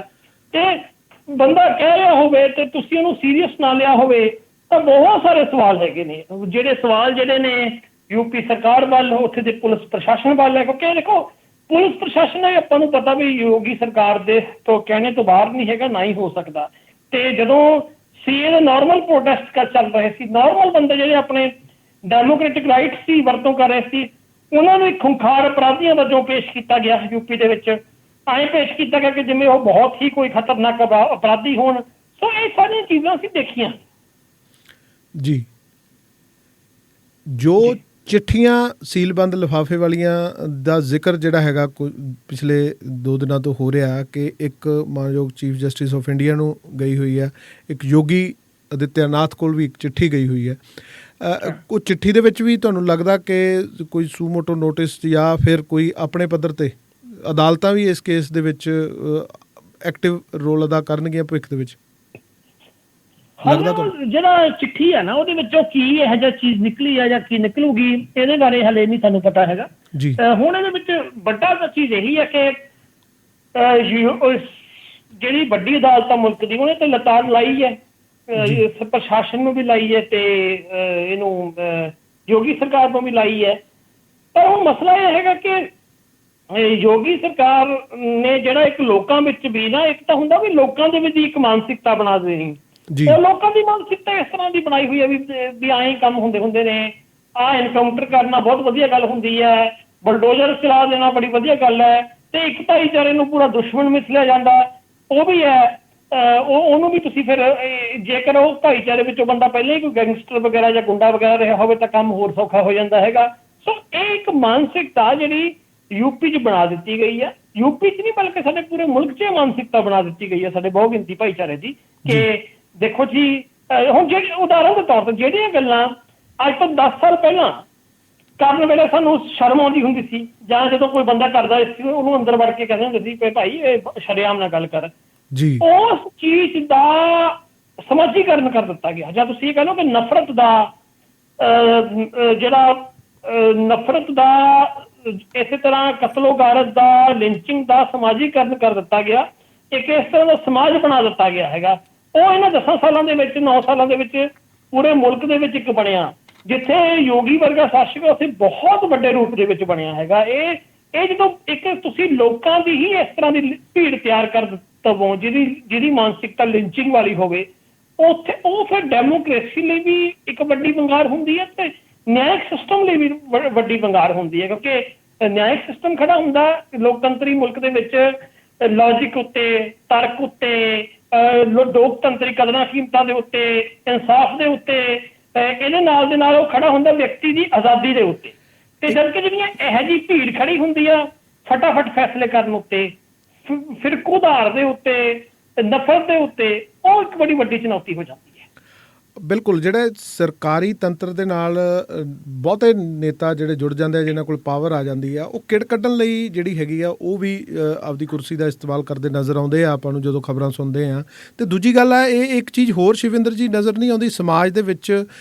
ਦੇਖੋ ਤੁਸੀਂ ਪਿਛਲੇ 2-3 ਦਿਨਾਂ ਦਾ ਵਰਤਾਰਾ ਦੇਖੋਗੇ ਤਾਂ ਅਤੀਕ ਅਹਿਮਦ ਬਾਰੇ ਹੀ ਪੂਰੇ ਆਪਾਂ ਪੰਜਾਬ ਦੇ ਵਿੱਚ ਬੈਠੇ ਹਾਂ, ਯੂਪੀ ਦੇ ਵਿੱਚ ਇਹ ਘਟਨਾ ਵਾਪਰਦੀ ਆ ਤਾਂ ਲਾਅ ਐਂਡ ਆਰਡਰ ਦੀ ਕੋਈ ਗੱਲਬਾਤ ਨੈਸ਼ਨਲ ਮੀਡੀਆ 'ਤੇ ਨਹੀਂ ਹੋ ਰਹੀ, ਨਾ ਹੀ ਕੋਈ ਐਜੂਕੇਸ਼ਨ ਦੀ, ਨਾ ਹੀ ਕੋਈ ਹੈਲਥ ਦੀ, ਨਾ ਹੀ ਕੋਈ ਆਮ ਲੋਕਾਂ ਦੀ ਸੁਧਾਰ ਲਈ ਜੇ ਕਿ ਉਹਦਾ ਜੀਵਨ ਪੱਧਰ ਉੱਚਾ ਚੱਕਿਆ ਜਾ ਸਕੇ ਭਵਿੱਖ ਦੇ ਵਿੱਚ ਨੌਜਵਾਨਾਂ ਨੂੰ ਅਸੀਂ ਕੀ ਦੇ ਸਕਦੇ ਹਾਂ। ਕੋਈ ਇੱਦਾਂ ਦੀ ਖਬਰ ਨਹੀਂ ਕੋਈ ਪ੍ਰਸਾਰਿਤ ਹੋ ਰਹੀ, ਪਰ ਇਹਨਾਂ 'ਤੇ ਹੀ ਫੋਕਸ ਕਰਕੇ ਤੁਹਾਨੂੰ ਲੱਗ ਰਿਹਾ ਕਿ ਆਉਣ ਵਾਲੇ ਸਮੇਂ ਦੇ ਵਿੱਚ ਕੋਈ ਮੀਡੀਆ ਵੀ ਆਪਦੇ ਰੋਲ ਆ ਜਿਹੜੇ ਉਹ ਬਖੂਬੀ ਨਿਭਾਏਗਾ ਕਿ ਇਹਨਾਂ ਨੂੰ ਵੀ ਟਾਈਮ ਦੇਵੇਗਾ। ਅਤੇ ਇਹ ਚੀਜ਼ ਤੁਹਾਨੂੰ ਲੱਗਦੀ ਹੈ ਫਿਊਚਰ ਦੇ ਵਿੱਚ ਹੁੰਦੀ ਕਿ ਇਹਦਾ ਅਸਰ ਜਿਹੜਾ ਹੈਗਾ ਵਿਆਪਕ ਤੌਰ 'ਤੇ ਸਾਡੇ ਬੱਚਿਆਂ ਦੀ ਮਾਨਸਿਕਤਾ 'ਤੇ ਵੀ ਪੈਂਦਾ ਕਿ ਕਿੱਦਾਂ ਦੀਆਂ ਖਬਰਾਂ ਚੱਲ ਰਹੀਆਂ ਨੇ? ਮੀਡੀਆ ਨੇ ਤਾਂ ਛੱਡ ਦਿੱਤਾ ਨਾ ਆਪਣਾ ਰੋਲ, ਕਿਉਂਕਿ ਮੀਡੀਆ ਨੇ ਤੁਸੀਂ ਦੇਖੋ ਨਾ ਇਹ ਤੋਂ ਪਹਿਲਾਂ ਵੀ, ਅਤੀਤ ਤੋਂ ਪਹਿਲਾਂ ਵੀ ਕਦੋਂ ਇਹੋ ਜਿਹੇ ਮੁੱਦਿਆਂ ਨੂੰ ਜਿਹੜਾ ਆਧਾਰ ਬਣਾਇਆ।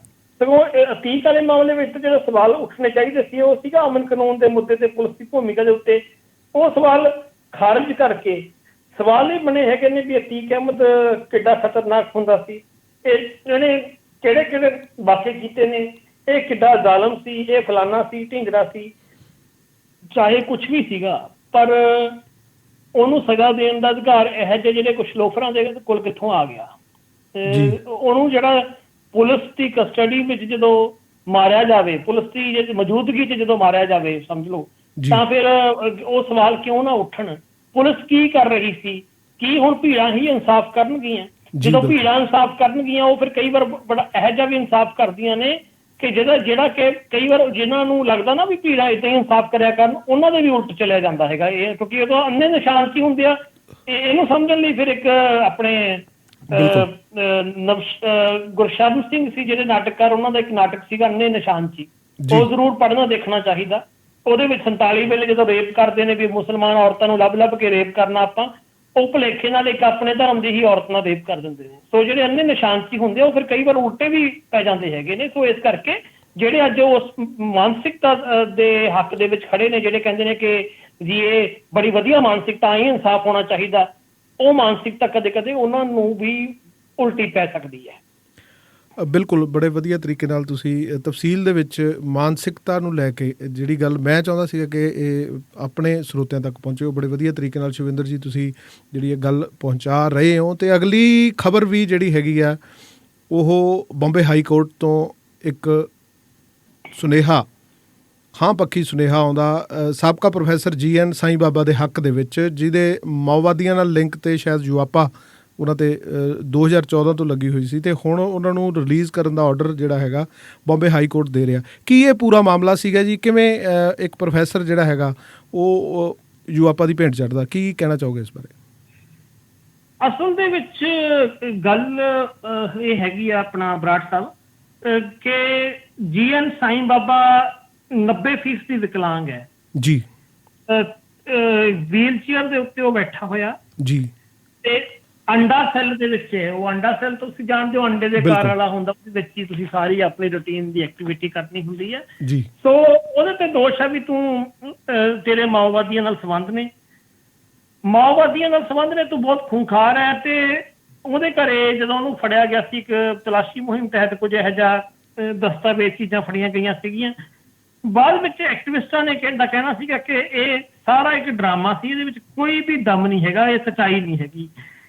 ਹੁਣ ਉਸ ਤੋਂ ਬਾਅਦ ਵਿੱਚ ਸਮੇਂ ਦੇ ਉੱਤੇ ਮੁੱਦਾ ਇੰਟਰਨੈਸ਼ਨਲ ਮੁੱਦਾ ਬਣਿਆ ਵੀ ਕਿਵੇਂ ਮਾਓਵਾਦ ਦੇ ਬਹਾਨੇ ਜਿਹੜਾ ਹੈਗਾ ਇੱਕ ਉਹ ਪ੍ਰੋਫੈਸਰ ਨੂੰ ਇਸ ਲਈ ਫੜ ਲਿਆ ਜਿਹੜਾ ਪ੍ਰੋਫੈਸਰ ਦੇ ਨਾਲ ਸਟੇਟ ਦੀ ਸੋਚ ਨਹੀਂ ਮਿਲਦੀ ਹੈਗੀ, ਮਤਲਬ ਉਹਦੀ ਸੋਚ ਵੱਖਰੀ ਆ, ਇਸ ਕਰਕੇ ਇਹ ਫੜਿਆ ਗਿਆ ਜੀ। ਇਹਦੇ ਵਿੱਚ ਚੀਜ਼ਾਂ ਜਿਹੜੇ ਸਬੂਤ ਪੇਸ਼ ਕੀਤੇ ਗਏ ਉਹ ਇਸ ਢੰਗ ਨਾਲ ਕੀਤੇ ਗਏ ਕਿ ਜਿਹਦੇ ਵਿੱਚ ਅਦਾਲਤਾਂ ਵੀ ਕਹਿਣ ਹਾਂ ਬਈ ਕੋਈ ਤਾਂ ਕੋਈ ਗੱਲ ਜੀ ਤਾਂ ਹੋਈ ਹੈਗੀ ਹੈ ਜੀ। ਸੋ ਇਹਦੇ ਤੇ ਵਿੱਚ ਦੀ ਫਿਰ ਉਹਦੇ ਨਾਲ ਇਸ ਤਰ੍ਹਾਂ ਗੈਰਮਾਨਵੀ ਵਿਵਹਾਰ ਕੀਤਾ ਗਿਆ। ਤੇ ਕੁਲਦੀਪ ਸਿੰਘ ਵਰਗਿਆਂ ਦੇ ਮਾਮਲੇ ਵਿੱਚ ਜਿਹੜੇ ਰੇਪਿਸਟ ਨੇ ਜਾਂ ਇਸ ਤਰ੍ਹਾਂ ਦੇ ਹੋਰ ਲੀਡਰ ਆ, ਉਹਨਾਂ ਨੂੰ ਤਾਂ ਰੈਤਾਂ ਮਿਲਦੀਆਂ ਰਹੀਆਂ। ਇਹ ਬੰਦੇ ਨੂੰ ਆਪਣੀ ਮਾਂ ਦੀ ਡੈਥ ਉੱਤੇ ਵੀ ਪਰੋਲ ਨਹੀਂ ਮਿਲੀ, ਦੂਜੇ ਪਾਸੇ ਸਰਸੇ ਵਾਲੇ ਨੂੰ ਮਿਲ ਜਾਂਦੀ ਹੈ। ਤੇ ਇਹਦੇ ਨਾਲ ਹੀ ਸੁਪਰੀਮ ਕੋਰਟ ਨੇ ਹੁਣ ਜਿਹੜਾ ਦੁਬਾਰਾ ਇਸ ਮਾਮਲੇ ਦੇ ਵਿੱਚ ਦਿੱਲੀ ਯੂਨੀਵਰਸਿਟੀ ਦੇ ਸਾਬਕਾ ਪ੍ਰੋਫੈਸਰ GN ਸਾਈਂ ਬਾਬਾ ਨੂੰ ਬਰੀ ਕਰਨ ਦੇ ਬੰਬੇ ਹਾਈ ਕੋਰਟ ਦਾ ਫੈਸਲਾ ਜੋ ਕੁਝ ਸਮਾਂ ਪਹਿਲਾਂ ਹੀ ਆਇਆ ਸੀਗਾ, ਉਹਤੇ ਰੋਕ ਲਾਈ ਹੈ। ਸਿਖਰਲੀ ਕੋਰਟ ਨੇ ਹਾਈ ਕੋਰਟ ਨੂੰ 4 ਮਹੀਨਿਆਂ ਦੇ ਅੰਦਰ ਕੇਸ ਤੇ ਗੁਣ ਦੋਸ਼ਾਂ ਦੇ ਉੱਤੇ ਨਵੇਂ ਸਿਰਿਓਂ ਜਿਹੜਾ ਹੈਗਾ ਵਿਚਾਰ ਕਰਨ ਦੇ ਲਈ ਕਿਹਾ। ਜਸਟਿਸ MR ਸ਼ਾਹ ਤੇ ਜਸਟਿਸ CT ਰਵੀ ਕੁਮਾਰ ਦੇ ਨੇ ਬੰਬੇ ਹਾਈ ਕੋਰਟ ਦੇ ਜਿਹੜੇ ਹੈਗੇ ਨੇ ਚੀਫ ਜਸਟਿਸ, ਉਹਨਾਂ ਨੂੰ ਹੁਕਮ ਦਿੱਤਾ ਕਿ ਉਹ ਸਾਈਂ ਬਾਬਾ ਦੇ ਉੱਤੇ ਜੋ ਕੇਸ ਆ ਤੇ ਹੋਰਨਾਂ ਜੋ ਮੁਲਜ਼ਮਾਂ ਨੂੰ ਅਪੀਲ ਕੀਤੀ ਹੈ ਕਿ ਦੋਸ਼ ਮੁਕਤ ਠਹਿਰਾਉਣ ਵਾਲੇ ਜਿਹੜੇ ਬੈਂਚ ਦੀ ਥਾਂ ਕਿਸੇ ਹੋਰ ਦੇ ਕੋਲ ਜਿਹੜਾ ਹੈਗਾ ਉਹ ਰੱਖੇ। ਤੇ ਬੈਂਚ ਨੇ ਕਿਹਾ ਕਿ ਜਿੱਥੋਂ ਤੱਕ ਗੈਰ ਕਾਨੂੰਨੀ ਸਰਗਰਮੀਆਂ ਰੋਕੂ ਐਕਟ ਆ, ਜਿਹਨੂੰ ਆਪਾਂ UAPA ਕਹਿੰਦੇ ਆ, ਉਹਦੇ ਤਹਿਤ ਮਨਜ਼ੂਰੀ ਲੈਣ ਸਮੇਂ ਇਸ ਕਾਨੂੰਨ ਦਾ ਸਵਾਲ ਆ। ਇਹ ਫੈਸਲਾ ਲੈਣਾ ਬੰਬੇ ਹਾਈ ਕੋਰਟ ਨੂੰ ਪੂਰੀ ਖੁੱਲ੍ਹ ਹੈਗੀ ਆ ਵੀ ਉਹ ਕੀ ਫੈਸਲਾ ਲੈ ਸਕੇ, ਲੇਕਿਨ ਇਸ ਮਾਮਲੇ ਵਿੱਚ ਉਹ ਦੁਬਾਰਾ ਇਸ ਮਾਮਲੇ ਨੂੰ ਉਹਨਾਂ ਨੇ ਬਾਚਣ ਲਈ ਵੀ ਕਿਹਾ। ਇਹ ਵੀ ਕਿਹਾ ਕਿ ਅਸੀਂ ਬੰਬੇ ਹਾਈ ਕੋਰਟ ਦੇ ਵੱਲੋਂ ਸੁਣਾਏ ਗਏ ਫੈਸਲੇ ਨੂੰ ਦਰਕਿਨਾਰ ਕਰਦੇ ਹਾਂ। ਉਕਤ ਅਪੀਲਾਂ ਦੇ ਉੱਤੇ ਨਵੇਂ ਸਿਰੇ ਤੋਂ ਕਾਨੂੰਨ ਦੇ ਅਨੁਸਾਰ ਜਿਹੜਾ ਹੈਗਾ ਗੁਨਾਹ ਦੋਸ਼ਾਂ ਦੇ ਆਧਾਰ ਦੇ ਉੱਤੇ ਫੈਸਲਾ ਕਰਨ ਲਈ ਇਹ ਕੇਸ ਹਾਈ ਕੋਰਟ ਨੂੰ ਵਾਪਸ ਭੇਜ ਦਿੰਦੇ ਆ, ਜਿਹਦੇ ਵਿੱਚ ਮਨਜ਼ੂਰੀ ਦਾ ਜਿਹੜਾ ਸਵਾਲ ਸ਼ਾਮਲ ਹੈ। ਸੋ ਸਿਖਰਲੀ ਕੋਰਟ ਨੇ ਹੁਣ ਮਹਾਰਾਸ਼ਟਰ ਦੀ ਸਰਕਾਰ ਦੀ ਉਸ ਅਪੀਲ ਉੱਤੇ ਆਇਆ ਵਾ, ਜਿਹਦੇ ਉੱਤੇ ਹਾਈ ਕੋਰਟ ਵਿੱਚ ਫੈਸਲੇ ਨੂੰ ਚੁਣੌਤੀ ਦਿੱਤੀ ਗਈ ਸੀ। ਮੈਂ ਤੁਹਾਨੂੰ ਦੱਸ ਦਿਆਂ ਕਿ ਬੰਬੇ ਹਾਈ ਕੋਰਟ ਨੇ ਰਾਹ ਦਿੱਤੀ ਸੀ ਤੇ ਮਹਾਰਾਸ਼ਟਰ ਦੀ ਸਰਕਾਰ GN ਸਾਈਂ ਬਾਬਾ ਦੇ ਵਿਰੋਧ ਵਿੱਚ ਸੁਪਰੀਮ ਕੋਰਟ ਗਈ ਸੀ ਤੇ ਫਿਰ ਸੁਪਰੀਮ ਕੋਰਟ ਨੇ ਜਾ ਕੇ ਮਹਾਰਾਸ਼ਟਰ ਦੀ ਸਰਕਾਰ ਦਾ ਫੈਸਲਾ ਜਿਹੜਾ ਮੰਨਿਆ, ਕਿਉਂਕਿ ਸੂਬੇ ਸਰਕਾਰ ਵੱਲੋਂ ਜਿਹੜਾ ਵਧੀਕ ਸੋਲਿਸਿਟਰ ਜਨਰਲ ਸੀਗਾ SV ਰਾਜੂ ਅਤੇ ਐਡਵੋਕੇਟ ਜਿਹੜਾ ਅਭਿਕਲਪ ਪ੍ਰਤਾਪ, ਉਹਦੇ ਵੱਲੋਂ ਜਿਹੜਾ ਹੈਗਾ ਇਹ ਪਾਈ ਗਈ ਸੀ ਪਟੀਸ਼ਨ, ਉਹਦੇ ਆਧਾਰ ਤੇ ਕਿਹਾ ਗਿਆ। ਇਹਦੇ ਵਿੱਚ ਹੁਣ ਮੈਨੂੰ ਤਾਂ ਇਹ ਲੱਗਦਾ ਕਿ ਜਿਹੜਾ ਭਾਵੇਂ ਕਿ ਸੁਪਰੀਮ ਕੋਰਟ ਦੀ ਇੱਕ ਆਪਣੀ ਸਮਝ ਆ, ਉਹਦੇ ਬਾਰੇ ਮੈਂ ਕੀ ਕਿੰਤੂ ਕਰ ਸਕਦਾ, ਪਰ ਅਜੇ ਤੱਕ ਕੋਈ ਏਡਾ ਤਕੜਾ ਐਵੀਡੈਂਸ ਨਹੀਂ ਆਇਆ ਜਿਹਦੇ ਆਧਾਰ ਤੇ ਇਹ ਸਾਬਤ ਹੋ ਸਕੇ ਵੀ ਇਹ ਬੰਦਾ ਜਿਹੜਾ ਹੈਗਾ ਸੱਚੀ ਮੁੱਚੀ ਕੋਈ ਮਾਓਵਾਦੀ ਐਕਟੀਵਿਟੀ ਵਿੱਚ ਸ਼ਾਮਲ ਸੀਗਾ। ਦੂਜੀ ਗੱਲ ਇਹ ਹੈਗੀ ਹੈ ਕਿ ਜੇਕਰ ਛੋਟੇ ਛੋਟੇ ਦੋਸ਼ ਲਾਉਣੇ ਨੇ ਵੀ ਉਹਦੇ ਕੋਲ ਫਲਾਣਾ ਲਿਟਰੇਚਰ ਫੜ ਲਿਆ ਕਿ ਫਲਾਣਾ ਲਿਟਰੇਚਰ, ਭਾਰਤੀ ਕਨਸਟੀਟਿਊਸ਼ਨ ਦੇ ਮੁਤਾਬਿਕ ਤੁਸੀਂ ਕਿਸੇ ਵੀ ਤਰ੍ਹਾਂ ਦਾ ਲਿਟਰੇਚਰ ਰੱਖ ਸਕਦੇ ਹੋ, ਪੜ੍ਹ ਸਕਦੇ ਹੋ, ਕੋਈ ਮਾੜਾ ਨਹੀਂ ਹੈਗਾ ਜੀ। ਹੁਣ ਪ੍ਰੋਬਲਮ ਕੀ ਹੈ ਕਿ ਜਿਹੜਾ UAPA ਆ ਜਿਹੜਾ ਜਿਹਨੂੰ ਆਪਾਂ ਕਹਿੰਦੇ ਆ ਗੈਰ ਗਤੀਵਿਧੀਆਂ ਰੋਕੂ ਐਕਟ ਕਹਿੰਦੇ ਆ ਪੰਜਾਬੀ 'ਚ, ਉਹਦਾ ਘੇਰਾ ਇਹਨਾਂ ਨੇ ਇੰਨਾ ਉਹ ਕਰ ਦਿੱਤਾ, ਮੋਗਲਾ ਕਰ ਦਿੱਤਾ ਵੀ ਮੰਨ ਲਓ ਵੀ ਤੁਹਾਡੇ ਹੁਣ ਉਦਾਹਰਨ ਦੇ ਤੌਰ ਤੇ ਮੈਂ ਉਦਾਹਰਨ ਦਿੰਦਾ, 2015-16 ਦੇ ਵਿੱਚ ਇਹਨਾਂ ਨੇ ਉਸ ਦੇ ਵਿੱਚ ਇੱਕ ਸੋਧ ਕੀਤੀ ਕਿ ਤੁਹਾਡੇ ਦਿਮਾਗ 'ਚ ਕੀ ਚੱਲ ਰਿਹਾ ਹੈਗਾ, ਵੀ ਇਸ ਬੰਦੇ ਦੀ ਜਿਹੜੀ ਸੋਚ ਜਿਹੜੀ ਮਾਨਸਿਕਤਾ ਦੇ ਵਿੱਚ ਗੜਬੜ ਹੈ, ਇਸ ਆਧਾਰ ਤੇ UAPA ਲਾਉਣੇ ਆ। ਹੁਣ ਏਦਾਂ ਦਾ ਕੋਈ ਵੀ ਮੀਟਰ ਨਹੀਂ ਲੱਗਿਆ ਜਿਹਦੇ ਰਾਹੀਂ ਪਤਾ ਲੱਗੇ ਕਿ ਬਰਾੜ ਸਾਹਿਬ ਦੀ ਮਾਨਸਿਕਤਾ ਕਿਸ ਤਰ੍ਹਾਂ ਦੀ ਹੈ ਜਾਂ ਸ਼ਿਵਿੰਦਰ ਦੀ ਮਾਨਸਿਕਤਾ ਕਿਸ ਤਰ੍ਹਾਂ ਦੀ ਹੈ, ਜਿਹਦੇ ਬਾਰੇ ਕੋਈ ਮੀਟਰ ਲਾ ਕੇ ਆਪਾਂ ਪਤਾ ਕਰ ਲਈਏ। ਸੋ ਕਹਿਣ ਦਾ ਮਤਲਬ ਕੀ ਹੈ ਕਿ ਜਦੋਂ ਇਹੋ ਜਿਹੇ ਜਿਹੜੇ ਕਾਨੂੰਨ ਆ, ਜਿਹੜੇ ਬਸਤੀਵਾਦੀ ਤੌਰ ਦੇ ਕਾਨੂੰਨ ਹੈਗੇ ਨੇ, ਚਾਹੇ NSA ਹੋ ਗਿਆ, ਚਾਹੇ UAPA ਹੋ ਗਿਆ, ਇਹ ਕਾਨੂੰਨ ਅੰਗਰੇਜ਼ਾਂ ਨੇ ਲਾਏ ਹੋਏ ਸੀ ਭਾਰਤੀਆਂ ਨੂੰ ਦਬਾਉਣ ਦੇ ਲਈ, ਤੇ ਜਾਂ ਫਿਰ ਸੈਡੀਸ਼ਨਲਾਈਜ਼ਡ ਕੇਸ ਹੋ ਗਿਆ। ਸਮੇਂ ਉੱਤੇ ਸਿਵਲ ਸੋਸਾਇਟੀ ਵੱਲੋਂ ਮੰਗ ਹੁੰਦੀ ਹੈ ਵੀ ਇਹ ਕਾਨੂੰਨਾਂ ਨੂੰ ਵਾਪਸ ਲਿਆ ਜਾਵੇ, ਇਹਨਾਂ ਨੂੰ ਖਤਮ ਕੀਤਾ ਜਾਵੇ। ਬਹੁਤ ਸਾਰੇ ਲੋਕਤੰਤਰੀ ਮੁਲਕਾਂ ਨੇ ਕਾਨੂੰਨ ਖਤਮ ਕਰ ਦਿੱਤੇ ਹੈਗੇ ਨੇ, ਲੇਕਿਨ ਸਾਡੀਆਂ ਸਰਕਾਰਾਂ ਨੂੰ ਇਹ ਕਾਨੂੰਨ ਰਾਸ ਹੁੰਦੇ ਨੇ, ਉਹ ਆਪਣੇ ਵਿਰੋਧੀਆਂ ਉੱਤੇ ਕਾਨੂੰਨ ਲਾਉਂਦੇ ਨੇ, ਤੇ ਜਦੋਂ ਫਿਰ ਇਹਨਾਂ ਦੇ ਆਪਣੇ ਬੰਦੇ ਨੇ ਉਹਨਾਂ ਨੂੰ ਰਾਹਤ ਦਿੱਤੀ ਜਾਂਦੀ ਹੈ। ਜਿਵੇਂ ਉਦਾਹਰਨ ਦੇ ਤੌਰ ਤੇ 7ਵੀਂ ਪ੍ਰਗਿਆ ਸੀਗੀ, ਪ੍ਰਗਿਆ ਦੇ ਉੱਤੇ ਜਿਹੜਾ ਹੈਗਾ ਇਸ ਤਰ੍ਹਾਂ ਦਾ ਕਾਨੂੰਨ ਜਿਹੜਾ ਲਾਇਆ ਗਿਆ ਸੀਗਾ, ਮਕੋਕਾ ਲਾਇਆ ਗਿਆ ਸੀਗਾ। ਜਿਵੇਂ ਹੀ ਜਿਹੜਾ ਹੈਗਾ ਇਹ ਸੈਂਟਰ ਦੇ ਵਿੱਚ ਸਰਕਾਰ ਆਉਂਦੀ ਹੈ ਤੇ ਬੀਬੀ ਨੂੰ ਜਿਹੜੀ ਰਾਹਤ ਮਿਲ ਜਾਂਦੀ ਹੈ, ਰਾਹਤ ਹੀ ਨਹੀਂ ਮਿਲਦੀ, MP ਬਣਦੀ ਹੈ, MP ਨਹੀਂ ਬਣਦੀ, ਫਿਰ ਬਾਅਦ ਵਿੱਚ ਇਹਨੂੰ ਸੁਰੱਖਿਆ ਮਾਮਲੇ ਦੀ ਇੱਕ ਜਿਹੜੀ ਕਮੇਟੀ ਹੈ ਉਹਦੀ ਮੈਂਬਰ ਬਣਾਇਆ ਜਾਂਦਾ, ਪਰ ਬਾਅਦ ਵਿੱਚ ਜਦੋਂ ਰੌਲਾ ਪੈਂਦਾ ਫਿਰ ਉਹ ਮੈਂਬਰ ਤੋਂ ਹਟਾਇਆ ਜਾਂਦਾ। ਇੱਥੇ ਹੀ ਨਹੀਂ ਬਲਕਿ ਨਰਿੰਦਰ ਮੋਦੀ 2019 ਦੀਆਂ ਚੋਣਾਂ ਵਿੱਚ 7ਵੀਂ ਪ੍ਰਗਿਆ ਬਾਰੇ ਕਹਿ ਰਿਹਾ ਕਿ ਇਹ ਹਿੰਦੂ ਧਰਮ ਦਾ ਆਈਕਨ ਹੈ। ਸੋ ਕਹਿਣ ਦਾ ਮਤਲਬ ਇਹ ਹੈਗਾ ਵੀ ਆਪਣੇ ਵਿਰੋਧੀਆਂ ਲਈ ਇਹ ਕਾਨੂੰਨ ਜਿਹੜੇ ਸਮੇਂ ਦੀਆਂ ਸਰਕਾਰਾਂ ਨੇ ਉਹ ਕਰਦੀਆਂ ਨੇ। ਹੁਣ ਤੁਸੀਂ ਸਿੱਧੀ ਜੀ ਗੱਲ ਆ ਕਿ 90% ਇਹ ਬੰਦਾ ਵਿਕਲਾਂਗ ਆ, ਵੀਲ ਚੇਅਰ ਤੇ ਬੈਠਾ। ਹੁਣ 90% ਜਿਹੜਾ ਬੰਦਾ ਵਿਕਲਾਂਗ ਹੈ ਉਹ ਤੁਹਾਡੀ ਸਟੇਟ ਲਈ ਕਿੰਨਾ ਖਤਰਾ ਸਾਬਤ ਹੋ ਸਕਦਾ, ਇਹਦਾ ਜਵਾਬ ਤਾਂ ਮੈਨੂੰ ਲੱਗਦਾ ਕੀ ਹੋ ਸਕਦਾ, ਸਟੇਟ ਕੀ ਦੇ ਸਕਦੀ ਹੈ। ਬਿਲਕੁਲ ਜੀ। ਅਗਲਾ ਇੱਕ ਹੋਰ ਮਾਮਲਾ ਜਿਹੜਾ ਹੈਗਾ ਮਾਨਯੋਗ ਸੁਪਰੀਮ ਕੋਰਟ ਦੇ ਵਿੱਚ ਬਿਲਕਿਸ ਬਾਨੋ ਦਾ ਚੱਲ ਰਿਹਾ ਸੀ, ਤਾਂ ਸੁਪਰੀਮ ਕੋਰਟ ਨੇ ਕਿਹਾ ਕਿ ਅੱਜ ਜੇ ਬਿਲਕਿਸ ਬਾਨੋ ਨਾਲ ਇੱਦਾਂ ਹੁੰਦਾ, ਕੱਲ੍ਹ ਨੂੰ ਕਿਸੇ ਹੋਰ ਨਾਲ ਹੋ ਸਕਦਾ। ਇਹ ਬਲਾਤਕਾਰੀਆਂ ਦੀ ਰਿਹਾਈ ਤੇ ਸੁਪਰੀਮ ਕੋਰਟ ਨੇ ਸਵਾਲ ਉਠਾਏ ਆ ਜੀ ਬਿਲਕਿਸ ਬਾਨੋ ਦੇ ਕੇਸ 'ਚ। ਸੁਪਰੀਮ ਕੋਰਟ ਦੀ ਇਹ ਵਿਸਤਾਰ ਦੇ ਵਿੱਚ ਕੀ ਜਾਣਕਾਰੀ ਹੈ ਜੀ, ਪੂਰੀ ਕਿੱਧਰ ਨੂੰ ਜਾ ਰਿਹਾ ਕੇਸ? ਸੁਪਰੀਮ ਕੋਰਟ ਨੇ ਜਿਹੜਾ ਇਸ ਮਾਮਲੇ ਵਿੱਚ ਨਾ ਇੱਕ ਕਾਫੀ ਚੰਗੇ ਨੁਕਤੇ ਪੇਸ਼ ਕੀਤੇ ਨੇ। ਇਸ ਗੱਲੋਂ ਸੁਪਰੀਮ ਕੋਰਟ ਦੀ ਇਸ ਮਾਮਲੇ ਦੇ ਵਿੱਚ ਸਰਾਹਨਾ ਕਰਨੀ ਬਣਦੀ ਆ, ਕਿਉਂਕਿ ਆਪਾਂ ਨੂੰ ਪਤਾ ਵੀ ਬਿਲਕਿਸ ਬਾਨੋ ਦੇ ਨਾਲ ਰੇਪ ਹੋਇਆ, ਉਹਦੇ ਪਰਿਵਾਰ ਦੇ ਮੈਂਬਰਾਂ ਦਾ ਕਤਲ ਵੀ ਹੋਇਆ ਕਿ 2002 ਦੇ ਵਿੱਚ ਜਦੋਂ ਮੁਸਲਮਾਨ ਵਿਰੋਧੀ ਕਤਲੇਆਮ ਹੋਇਆ ਸੀਗਾ, ਜਿਹੜੀ ਕਿ ਗੁਜਰਾਤ ਦੀ ਉਸ ਸਮੇਂ ਦੀ ਮੋਦੀ ਸਰਕਾਰ ਦੀ ਸ਼ਹਿਰ ਦੇ ਉੱਤੇ ਹੋਇਆ। ਉਹਦੇ ਬਾਰੇ ਬਹੁਤ ਕੁਛ ਆ ਚੁੱਕਾ ਹੈਗਾ। ਈਵਨ ਇੱਕ ਵਾਰ ਤਾਂ ਭਾਰਤ ਦਾ ਸੁਪਰੀਮ ਕੋਰਟ ਮੋਦੀ ਦੀ ਤੁਲਨਾ ਨੀਰੋ ਦੇ ਨਾਲ ਕਰ ਚੁੱਕਾ ਸੀਗਾ। ਹੁਣ ਚੱਕਰ ਇਹ ਹੈਗਾ ਕਿ ਸਾਡੇ ਮੁਲਕ ਦੇ ਵਿੱਚ ਥੋੜਾ ਜਿਹਾ ਸਿਸਟਮ ਇਸ ਤਰ੍ਹਾਂ ਦਾ ਕਿ ਜਦੋਂ ਫਿਰ ਰਾਜ ਆ ਜਾਂਦਾ, ਫਿਰ ਉਹ ਜਿਹੜੀ ਸਾਡੀ ਨਿਆਂਪਾਲਿਕਾ ਵੀ ਕਿਤੇ ਨਾ ਕਿਤੇ ਪਿੱਛੇ ਹਟਣ ਲੱਗ ਜਾਂਦੀ ਹੈ। ਉਦੋਂ ਬਾਅਦ ਵਿੱਚ ਉਸੇ ਹੀ ਜੱਜ ਸਾਹਿਬਾਨ ਦੀ ਟੋਨ ਬਦਲ ਗਈ ਜਿਹਨੇ ਨੀਰੋ ਦਾ ਖਿਤਾਬ ਦਿੱਤਾ ਸੀਗਾ, ਕਿਉਂਕਿ ਮੋਦੀ ਸੱਤਾ 'ਚ ਆ ਗਿਆ ਸੀਗਾ। ਫਿਰ ਜਿਹੜਾ ਹੈਗਾ ਇਹ ਆਪਣੇ ਜਿਹੜੇ ਜਿੰਨੇ ਵੀ ਕੇਸ ਹੈਗੇ ਨੇ ਉਹਨੂੰ ਆਪਣੇ ਵਿਰੋਧੀਆਂ ਨੂੰ ਨੁਕਰੇ ਲਾਉਣ ਲੱਗ ਗਿਆ, ਚਾਹੇ ਸੰਘਰਸ਼ ਕਰਨ ਵਾਲੀ ਤੀਸਰੀ ਤਲਵਾਰ ਹੋ ਗਈ ਜਾਂ ਫਿਰ ਜ਼ਕੀਆ ਜਾਫਰੀ ਮੈਡਮ ਹੋ ਗਈ, ਉਹਨਾਂ ਨੂੰ ਜਿਹੜਾ ਇਹ ਸਬਕ ਸਿਖਾਉਣ ਲੱਗੇ ਆਪਣੇ ਢੰਗ ਨਾਲ, ਜਾਂ ਜਿਹੜੇ ਹੋਰ ਗਵਾਹ ਸੀ ਉਹਨਾਂ ਨੂੰ ਡਰਾਉਣ ਲੱਗੇ ਵੀ ਪਿੱਛੇ ਹਟ ਜਾਓ ਜੀ। ਬਿਲਕਿਸ ਬਾਨੋ ਦੇ ਕੇਸ ਦੇ ਵਿੱਚ ਦੋਸ਼ੀਆਂ ਦੀ ਸਜ਼ਾ ਮਾਫੀ ਦੇ ਉੱਤੇ ਸੁਪਰੀਮ ਕੋਰਟ ਨੇ ਕੇਂਦਰ ਤੇ ਗੁਜਰਾਤ ਸਰਕਾਰ ਦੇ ਉੱਤੇ ਸਵਾਲ ਖੜੇ ਕੀਤੇ ਆ, ਜਿਹੜੀ ਤੁਸੀਂ ਵੀ ਸਜ਼ਾ ਮਾਫੀ ਦੀ ਪ੍ਰਕਿਰਿਆ ਦੇ ਨਾਲ ਸੰਬੰਧਿਤ ਨੇ ਫਾਈਲਾਂ ਅਦਾਲਤ ਵਿੱਚ ਪੇਸ਼ ਕਰਨ ਲਈ ਕਿਹਾ। ਉਹਨਾਂ ਨੇ ਕਿਹਾ ਕਿ ਕੇਂਦਰ ਤੇ ਰਾਜ ਸਰਕਾਰ ਦਾ ਪੱਖ ਪੇਸ਼ ਕਰ ਰਹੇ ਐਡੀਸ਼ਨਲ ਸੋਲਿਸਿਟਰ ਜਨਰਲ ਨੇ ਫਾਈਲਾਂ ਨੂੰ ਸਰਕਾਰ ਦੇ ਜਿਹੜੇ ਹੈਗੇ ਵਿਸ਼ੇਸ਼ ਅਧਿਕਾਰ ਵਾਲੇ ਦਸਤਾਵੇਜ਼ ਜਾਂ ਕਾਗਜ਼ਾਤ ਦੱਸਿਆ।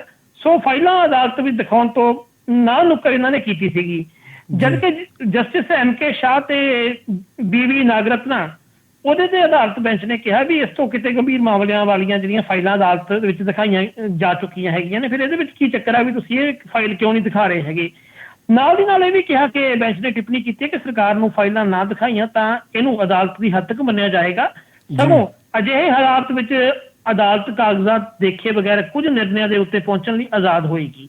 ਸੋ 27 ਫਰਵਰੀ 2002 ਨੂੰ ਜਦੋਂ ਗੁਜਰਾਤ ਦੇ ਗੋਧਰਾ ਦੇ ਵਿੱਚ ਸ਼ਰਧਾਲੂਆਂ ਤੇ ਅਯੋਧਿਆ ਤੋਂ ਜਿਹੜਾ ਗੁਜਰਾਤ ਵਾਪਸ ਆ ਰਹੇ ਸਾਬਰਮਤੀ ਐਕਸਪ੍ਰੈਸ ਦੇ ਵਿੱਚ ਘਟਨਾ ਘਟੀ ਸੀਗੀ, ਉਹਦੇ ਪ੍ਰਤੀਕਰਮ ਦੇ ਵਜੋਂ ਇਹ ਵੱਡੇ ਪੱਧਰ ਤੇ ਗੁਜਰਾਤ ਦੇ ਵਿੱਚ ਹਿੰਸਾ ਹੋਈ ਸੀ। ਇਹਦੇ ਵਿੱਚ ਸਮੂਹਿਕ ਬਲਾਤਕਾਰ ਹੋਏ ਸੀ, ਬਿਲਕਿਸ ਬਾਨੋ ਦੇ ਪਰਿਵਾਰ ਦੇ ਜੀਆਂ ਨੂੰ ਜਿਹੜਾ ਹੈਗਾ ਉਹਦੀ ਬੇਟੀ ਸਮੇਤ 8 ਮੈਂਬਰਾਂ ਨੂੰ ਮਾਰ ਦਿੱਤਾ ਗਿਆ। ਬਿਲਕਿਸ ਗਰਭਵਤੀ ਸੀ, ਸਮੂਹਿਕ ਬਲਾਤਕਾਰ ਕੀਤਾ ਗਿਆ। 11 ਵਿਅਕਤੀਆਂ ਨੂੰ ਉਮਰ ਕੈਦ ਦੀ ਸਜ਼ਾ ਹੋਈ। 15 ਅਗਸਤ ਨੂੰ ਜਦੋਂ ਔਰਤਾਂ ਬਾਰੇ ਭਾਸ਼ਣ ਕਰ ਰਹੇ ਸੀ ਨਰਿੰਦਰ ਮੋਦੀ, ਉਸੇ ਸਮੇਂ ਹੀ ਬਿਲਕਿਸ ਬਾਨੋ ਦੇ ਦੋਸ਼ੀਆਂ ਦੀ ਸਜ਼ਾ ਮਾਫ ਕਰ ਦਿੱਤੀ ਗਈ। ਇਹ ਫੈਸਲਾ ਪਹਿਲਾਂ ਵੀ ਵਿਚਾਰ ਅਧੀਨ ਸੀਗਾ, ਪਹਿਲਾਂ ਹੀ ਗਿਟਮਿਟ ਹੋ ਚੁੱਕੀ ਸੀ। ਇਹਦੇ ਵਿੱਚ ਸੈਂਟਰ ਦੀ ਸਹਿਮਤੀ ਨਾਲ ਹੋਇਆ, ਸੂਬਾ ਸਰਕਾਰ ਨੇ ਕੀਤਾ ਹੀ ਨਹੀਂ। ਬਾਅਦ ਵਿੱਚ ਬੀਜੇਪੀ ਦੇ ਇੱਕ ਵੱਡਾ ਲੀਡਰ ਕਹਿੰਦਾ ਕਿ ਇਹ ਤਾਂ ਜੀ ਬ੍ਰਾਹਮਣ ਪਰਿਵਾਰ ਚੋਂ, ਬ੍ਰਾਹਮਣ ਖੂਨ ਸ਼ੁੱਧ ਹੁੰਦਾ, ਉਹ ਤਾਂ ਇਹੋ ਜਿਹਾ ਕੁਛ ਕਰ ਹੀ ਨਹੀਂ ਸਕਦਾ ਹੈਗਾ। ਇਹ ਸਾਰਾ ਕੁਝ ਹੋਇਆ ਤੇ ਬਿਲਕਿਸ ਬਾਨੋ ਫਿਰ ਦੁਬਾਰਾ ਵੱਡੀ ਅਦਾਲਤ ਵਿੱਚ ਗਈ ਤੇ ਵੱਡੀ ਅਦਾਲਤ ਨੇ ਹੁਣ ਉਸੇ ਮਾਮਲੇ ਵਿੱਚ ਫਿਟਕਾਰ ਲਾਈ ਹੈ। ਤੁਸੀਂ ਹੁਣ ਦੇਖੋ ਕਿ ਬਲਾਤਕਾਰੀ ਜਦੋਂ ਵਾਪਸ ਜੇਲ੍ਹ ਦੇ ਵਿੱਚੋਂ ਆਏ ਤੇ ਉਹਨਾਂ ਨੂੰ ਹਾਰਾਂ ਨਾਲ ਸਵਾਗਤ ਕੀਤਾ ਗਿਆ। ਮਤਲਬ ਇਹ ਵੀ ਸਾਡੇ ਮੁਲਕ ਦੇ ਵਿੱਚ ਇੱਕ ਉਦਾਹਰਨ ਹੈ ਜੀ।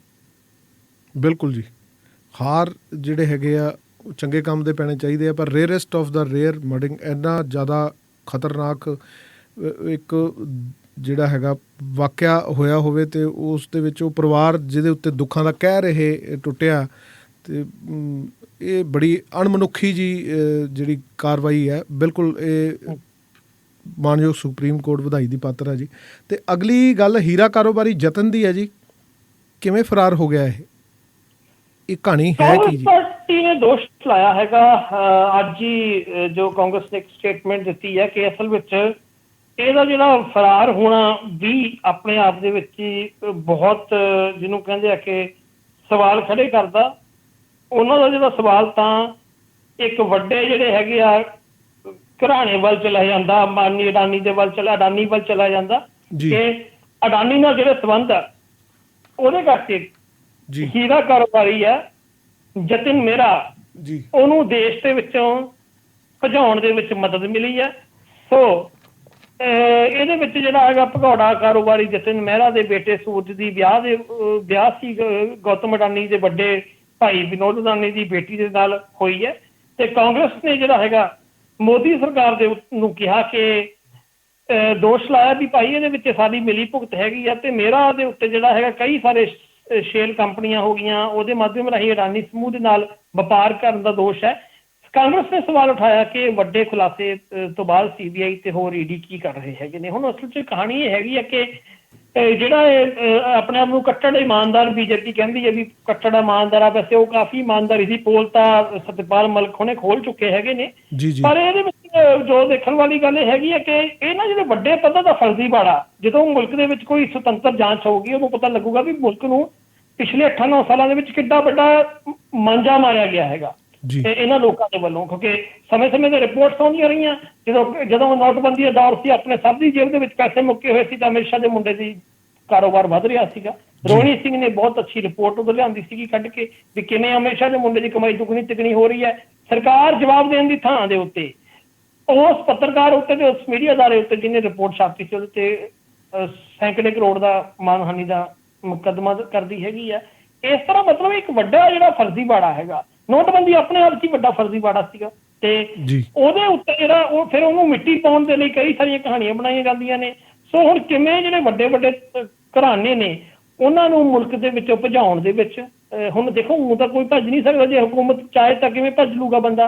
ਤੇ ਇਹ ਸਾਰੀ ਜਿਹੜੀ ਕਹਾਣੀ ਕਿੱਥੇ ਪਹੁੰਚਦੀ ਹੈ ਇਹਦੇ ਬਾਰੇ ਆਈ ਹੈ। ਹੁਣ ਜਿੰਨਾ ਚਿਰ ਤਾਂ ਇਹਨਾਂ ਦਾ ਰਾਜ ਆ, ਕੋਈ ਸੁਤੰਤਰ ਜਾਂਚ ਹੋਣੀ ਨਹੀਂ ਔਖੀ ਹੈ, ਪਰ ਜਦੋਂ ਕੋਈ ਸੁਤੰਤਰ ਜਾਂਚ ਹੋਊਗੀ ਤਾਂ ਬਹੁਤ ਕੁਝ ਸਾਹਮਣੇ ਆਊਗਾ, ਬੜਾ ਸੱਚ ਸਾਹਮਣੇ ਆਊਗਾ ਜਿਹੜਾ ਉਹ ਸੱਚ ਜਿਹੜਾ ਕਿ ਦੇਖ ਕੇ ਵੀ ਲੋਕੀ ਹੈਰਾਨ ਹੋ ਜਾਣਗੇ।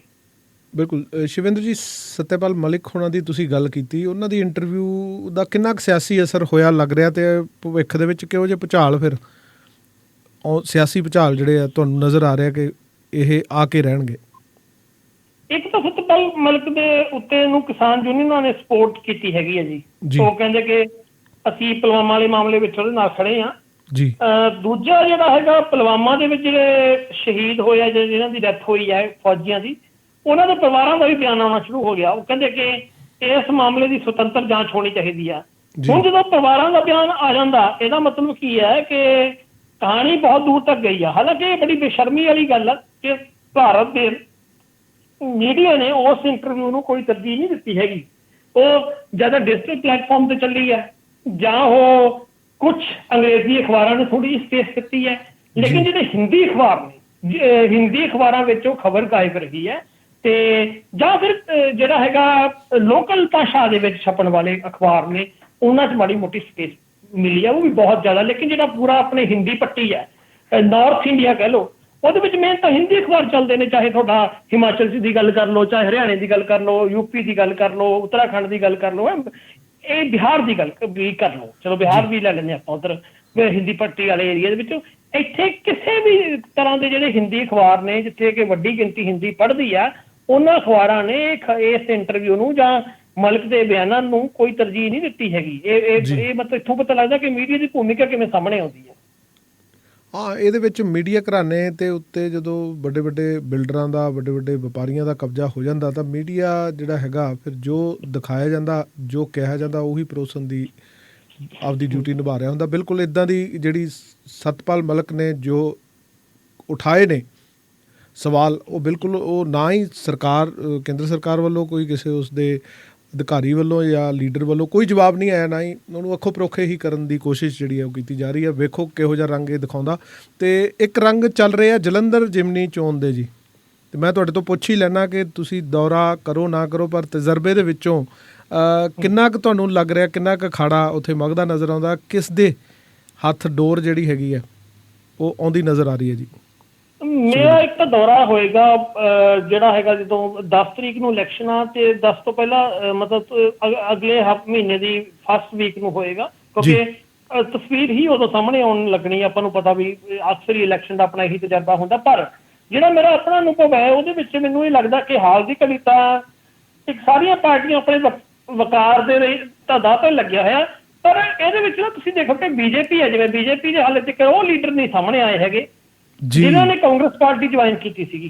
ਕੈਪਟਨ ਅਮਰਿੰਦਰ ਸਿੰਘ, ਸੁਨੀਲ ਜਾਖੜ ਜੀ, ਹੁਣ ਜ਼ਿਆਦਾ ਉਹ ਤਾਂ ਨਹੀਂ ਆਏ ਵੀ ਲੋਕਾਂ ਦੇ ਵਿੱਚੋਂ ਤਾਂ ਖਾਰਜ ਹੋਏ ਨੇ।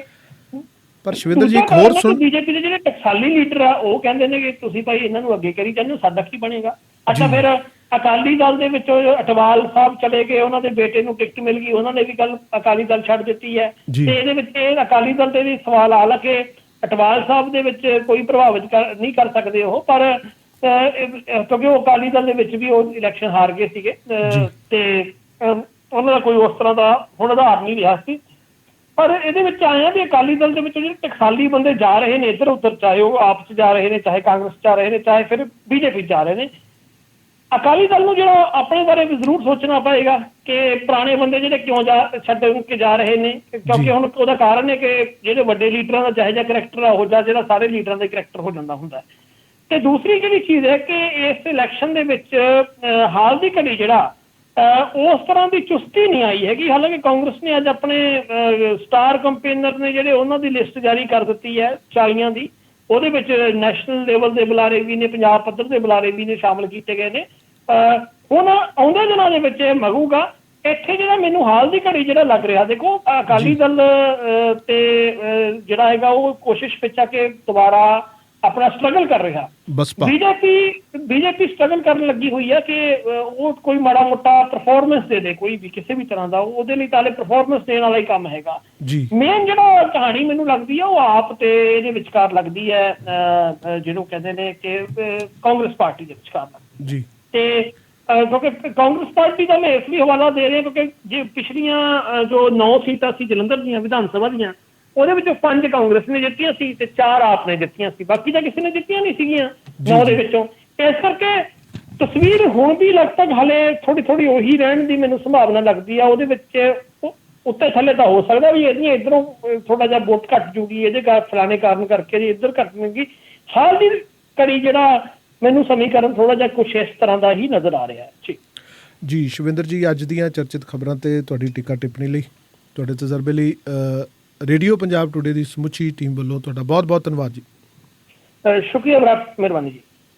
ਇਹ ਸਨ ਸੀਨੀਅਰ ਜਰਨਲਿਸਟ ਸ਼ਿਵਿੰਦਰ ਜੀ ਤੇ ਪ੍ਰੋਗਰਾਮ ਚੱਲ ਰਿਹਾ ਜੀ ਸ਼ਮਾਦਾਨ। ਇੱਕ ਜ਼ਰੂਰੀ ਸੂਚਨਾ ਸਾਡੇ ਸਰੋਤਿਆਂ ਦੇ ਨਾਲ, ਸਰੀ ਕੈਨੇਡਾ ਦੇ ਵਿੱਚ 22 ਅਪ੍ਰੈਲ ਨੂੰ ਬਹੁਤ ਵੱਡਾ ਨਗਰ ਕੀਰਤਨ ਜਿਹੜਾ ਹੈ ਉਹ ਕੱਢਿਆ ਜਾ ਰਿਹਾ ਜੀ, ਤੇ ਲੋਕਾਂ 'ਚ ਉਤਸ਼ਾਹ ਬਹੁਤ ਆ ਕਿਉਂਕਿ 4 ਸਾਲਾਂ ਬਾਅਦ ਲੋਕਡਾਊਨ ਤੋਂ ਬਾਅਦ ਉੱਥੇ ਇਹ ਨਗਰ ਕੀਰਤਨ ਜਿਹੜਾ ਹੈ ਉਹ ਕੱਢਿਆ ਜਾ ਰਿਹਾ ਤੇ 7 ਲੱਖ ਦੇ ਕਰੀਬ ਸ਼ਰਧਾਲੂ ਸੰਗਤਾਂ ਨਾਨਕ ਨਾਮ ਲੇਵਾ ਜਿਹੜੇ ਸੰਗਤ ਦੇ ਵਿੱਚ ਇੰਨਾ ਕੁ ਚਾਅ ਹੈ ਕਿ ਉਹ ਹੋਟਲ, ਰਿਸ਼ਤੇਦਾਰਾਂ ਦੇ ਘਰ, ਦੋਸਤ ਮਿੱਤਰਾਂ ਦੇ ਅਪਾਰਟਮੈਂਟ, ਬੇਸਮੈਂਟ ਸਭ ਲਗਾਤਾਰ ਨੱਕੋ ਨੱਕ ਭਰੀਆਂ ਨਜ਼ਰ ਆਉਂਦੀਆਂ ਨੇ। ਅਤੇ ਸਾਡੇ ਰੇਡੀਓ ਪੰਜਾਬ ਟੂਡੇ ਦੇ ਮੈਨੇਜਿੰਗ ਐਡੀਟਰ ਸਵਰਨ ਸਿੰਘ ਦਾਨੇਵਾਲੀਆ ਵੀ ਕੈਨੇਡਾ, ਅਮਰੀਕਾ ਦੇ ਟੂਰ 'ਤੇ ਨੇ, ਅਤੇ ਉਹ ਵੀ ਐਬਸਟਫੋਰਡ ਦੇ ਵਿੱਚ ਤੁਸੀਂ ਉਹਨਾਂ ਨੂੰ ਮਿਲ ਸਕਦੇ ਹੋ। ਨਗਰ ਕੀਰਤਨ ਤੋਂ ਬਾਅਦ 23 ਤਰੀਕ ਨੂੰ ਵਾਸ਼ਿੰਗਟਨ, ਸੀਐਟਲ ਦੇ ਵਿੱਚ ਤੁਸੀਂ ਉਹਨਾਂ ਨਾਲ ਰਾਬਤਾ ਕਾਇਮ ਕਰ ਸਕਦੇ ਹੋ। ਸਵਰਨ ਸਿੰਘ ਦਾਨੇਵਾਲੀਆ ਸਾਹਿਬ ਦਾ ਨੰਬਰ ਜਿਹੜਾ ਹੈ ਉੱਥੇ ਚੱਲ ਰਿਹਾ ਹੋਗਾ +1 564 51 69 168। ਨੰਬਰ ਇੱਕ ਵਾਰ ਫੇਰ ਨੋਟ ਕਰ ਲਓ, +1 564 51 69 168। ਇਸ 'ਤੇ ਰਾਬਤਾ ਕਾਇਮ ਕਰਕੇ ਤੁਸੀਂ ਦਾਨੇਵਾਲੀਆ ਸਾਹਿਬ ਦੇ ਨਾਲ ਜੁੜ ਸਕਦੇ ਹੋ। ਅਤੇ ਅਸੀਂ ਰੇਡੀਓ ਪੰਜਾਬ ਟੂਡੇ ਦੀ ਟੀਮ ਹੁਣ ਚਾਹੁੰਦੇ ਹਾਂ ਆਗਿਆ। ਜੁੜੇ ਰਹੋ ਪ੍ਰੋਗਰਾਮ ਦੇ ਨਾਲ। ਬ੍ਰੇਕ ਦਾ ਸਮਾਂ ਹੋ ਗਿਆ। ਬ੍ਰੇਕ ਤੋਂ ਬਾਅਦ ਤੁਹਾਡੇ ਰੂਬਰੂ ਕਰਾਂਗੇ ਸੀਨੀਅਰ ਜਰਨਲਿਸਟ ਬਖਤੌਰ ਸਿੰਘ ਜੀ ਢਿੱਲੋਂ। ਜੁੜੇ ਰਹੋ ਰੇਡੀਓ ਪੰਜਾਬ ਟੂਡੇ ਦੇ ਪ੍ਰੋਗਰਾਮ ਸ਼ਮਾਦਾਨ ਦੇ ਨਾਲ। ਭੈਣ ਜੀ, ਵਿਆਹ ਲਈ ਕੱਪੜਿਆਂ ਦੀ ਤੇ ਸ਼ਾਪਿੰਗ ਹੋ ਗਈ ਲਾਜਵਾਬ, ਪਰ ਜੁਐਲਰੀ ਕਿੱਥੋਂ ਲੈਣੀ ਹੈ? ਫਿਕਰ ਨਾ ਕਰੋ, ਜਿੱਥੇ ਲੋਕ ਸੂਟ ਦੇਖਦੇ ਰਹਿ ਜਾਣਗੇ ਉੱਥੇ ਗਹਿਣੇ ਦੇ ਡਿਜ਼ਾਈਨ ਦੀ ਵੀ ਤਾਰੀਫ ਕੀਤੇ ਬਿਨਾਂ ਰਹਿਣਗੇ ਨਹੀਂ, ਕਿਉਂਕਿ ਏਸੀ ਜੁਐਲਰਸ ਕੈਂਟ ਵਾਲਿਆਂ ਦੇ ਕੋਲ ਹੈ 22 ਕੈਰਟ ਦੇ ਸੋਨੇ ਦੇ ਗਹਿਣੇ, ਔਰਤਾਂ, ਮਰਦਾਂ, ਬੱਚਿਆਂ ਦੇ ਵੰਨ-ਸਵੰਨੇ ਗਹਿਣਿਆਂ ਦੀ ਬੇਸ਼ੁਮਾਰ ਤੇ ਲੇਟੈਸਟ ਵੈਰਾਈਟੀ। ਇਹਨਾਂ ਦੇ ਸ਼ੋਰੂਮ 'ਚ ਸੋਨੇ, ਚਾਂਦੀ, ਹੀਰਿਆਂ ਦੇ ਗਹਿਣੇ ਭਰੇ ਰਹਿੰਦੇ ਨੇ, ਜਿੱਥੇ ਹੈ ਕੁੰਦਨ ਸੈੱਟ, ਜੜਾਊ ਸੈੱਟ, ਪੋਲਕੀ ਸੈੱਟ, ਹੀਰੇ ਜੜੇ set, light weight necklace, chain, ਕੜੇ, ਚੂੜੀਆਂ, ਨਗਾਂ ਵਾਲੀਆਂ ਸੋਹਣੀਆਂ ਮੁੰਦਰੀਆਂ, ਝੁਮਕੇ ਵਾਲੀਆਂ ਤੇ ਹੋਰ ਬਥੇਰਾ ਕੁਝ। ਏਸੀ ਜਿਊਲਰ ਸ਼ਟਲ ਵਿੱਚ ਹਰ ਹਫਤੇ ਨਵੀਂ ਸ਼ਿਪਮੈਂਟ ਆਉਂਦੀ ਹੈ। ਤੁਹਾਡੇ ਪਸੰਦ ਦੇ, ਤੁਹਾਡੇ ਸਾਈਜ਼ ਮੁਤਾਬਕ ਗਹਿਣੇ 2 ਹਫ਼ਤਿਆਂ ਵਿੱਚ ਤਿਆਰ ਕਰਵਾ ਕੇ ਦਿੰਦੇ ਹਨ ਤੇ ਰਿਪੇਅਰ ਵੀ ਕਰਦੇ ਹਨ। 24 ਕੈਰਟ ਸੋਨੇ ਦੇ ਬਿਸਕੁਟ ਖਰੀਦ ਅਤੇ ਵੇਚ ਸਕਦੇ ਹੋ। 100% ਪਿਓਰ ਗਰੰਟੀ ਵਾਲੇ ਗਹਿਣੇ ਲੈਣ ਲਈ ਪਹੁੰਚੋ 25416 100 fort avenue, south East, cantt. ਓਏ ਮੇਰੇ ਵੀਰ, ਮੈਨੂੰ ਬਸ ਇੱਕ ਗੱਲ ਦੱਸ ਦੇ ਵੀ ਆ ਜਿਹੜੀ ਤੂੰ ਟਰੈਵਲਿੰਗ ਕਰਦਾ ਤੇ ਉਹਦੇ ਤੋਂ ਬਾਅਦ ਫਰੈਸ਼ ਰਹਿਣਾ, ਇਹਦਾ ਰਾਜ਼ ਕੀ ਹੈ? ਇਹਦਾ ਰਾਜ਼ ਹੈ Arlington fuel stop. Arlington fuel stop 1801 pioneer street highway, exit 208 ਤੇ, ਜਿੱਥੇ ਤੁਹਾਨੂੰ ਫ੍ਰੀ ਕਾਫੀ, free fax service, free truck parking, ਰੋਟੀ, ਠੇਕਾ, ਲਾਂਡਰੀ, ਸ਼ਾਵਰ ਤੇ ਟਰੱਕਾਂ ਦਾ ਹੋਰ ਵੀ ਸਾਮਾਨ ਆਸਾਨੀ ਨਾਲ ਮਿਲੇਗਾ। ਹੁਣੇ ਕਾਲ ਕਰੋ 360 652 6066 ਯਾਨੀ 360 652 6066। ਇਹ 2 ਲੋਕੇਸ਼ਨਾਂ ਤੋਂ ਸੇਵਾਵਾਂ ਪ੍ਰਦਾਨ ਕਰਦੇ ਨੇ। Second location lost hill travel center 14814 ਐਲੋਮ street, lost hills. Phone number 661 797 2354।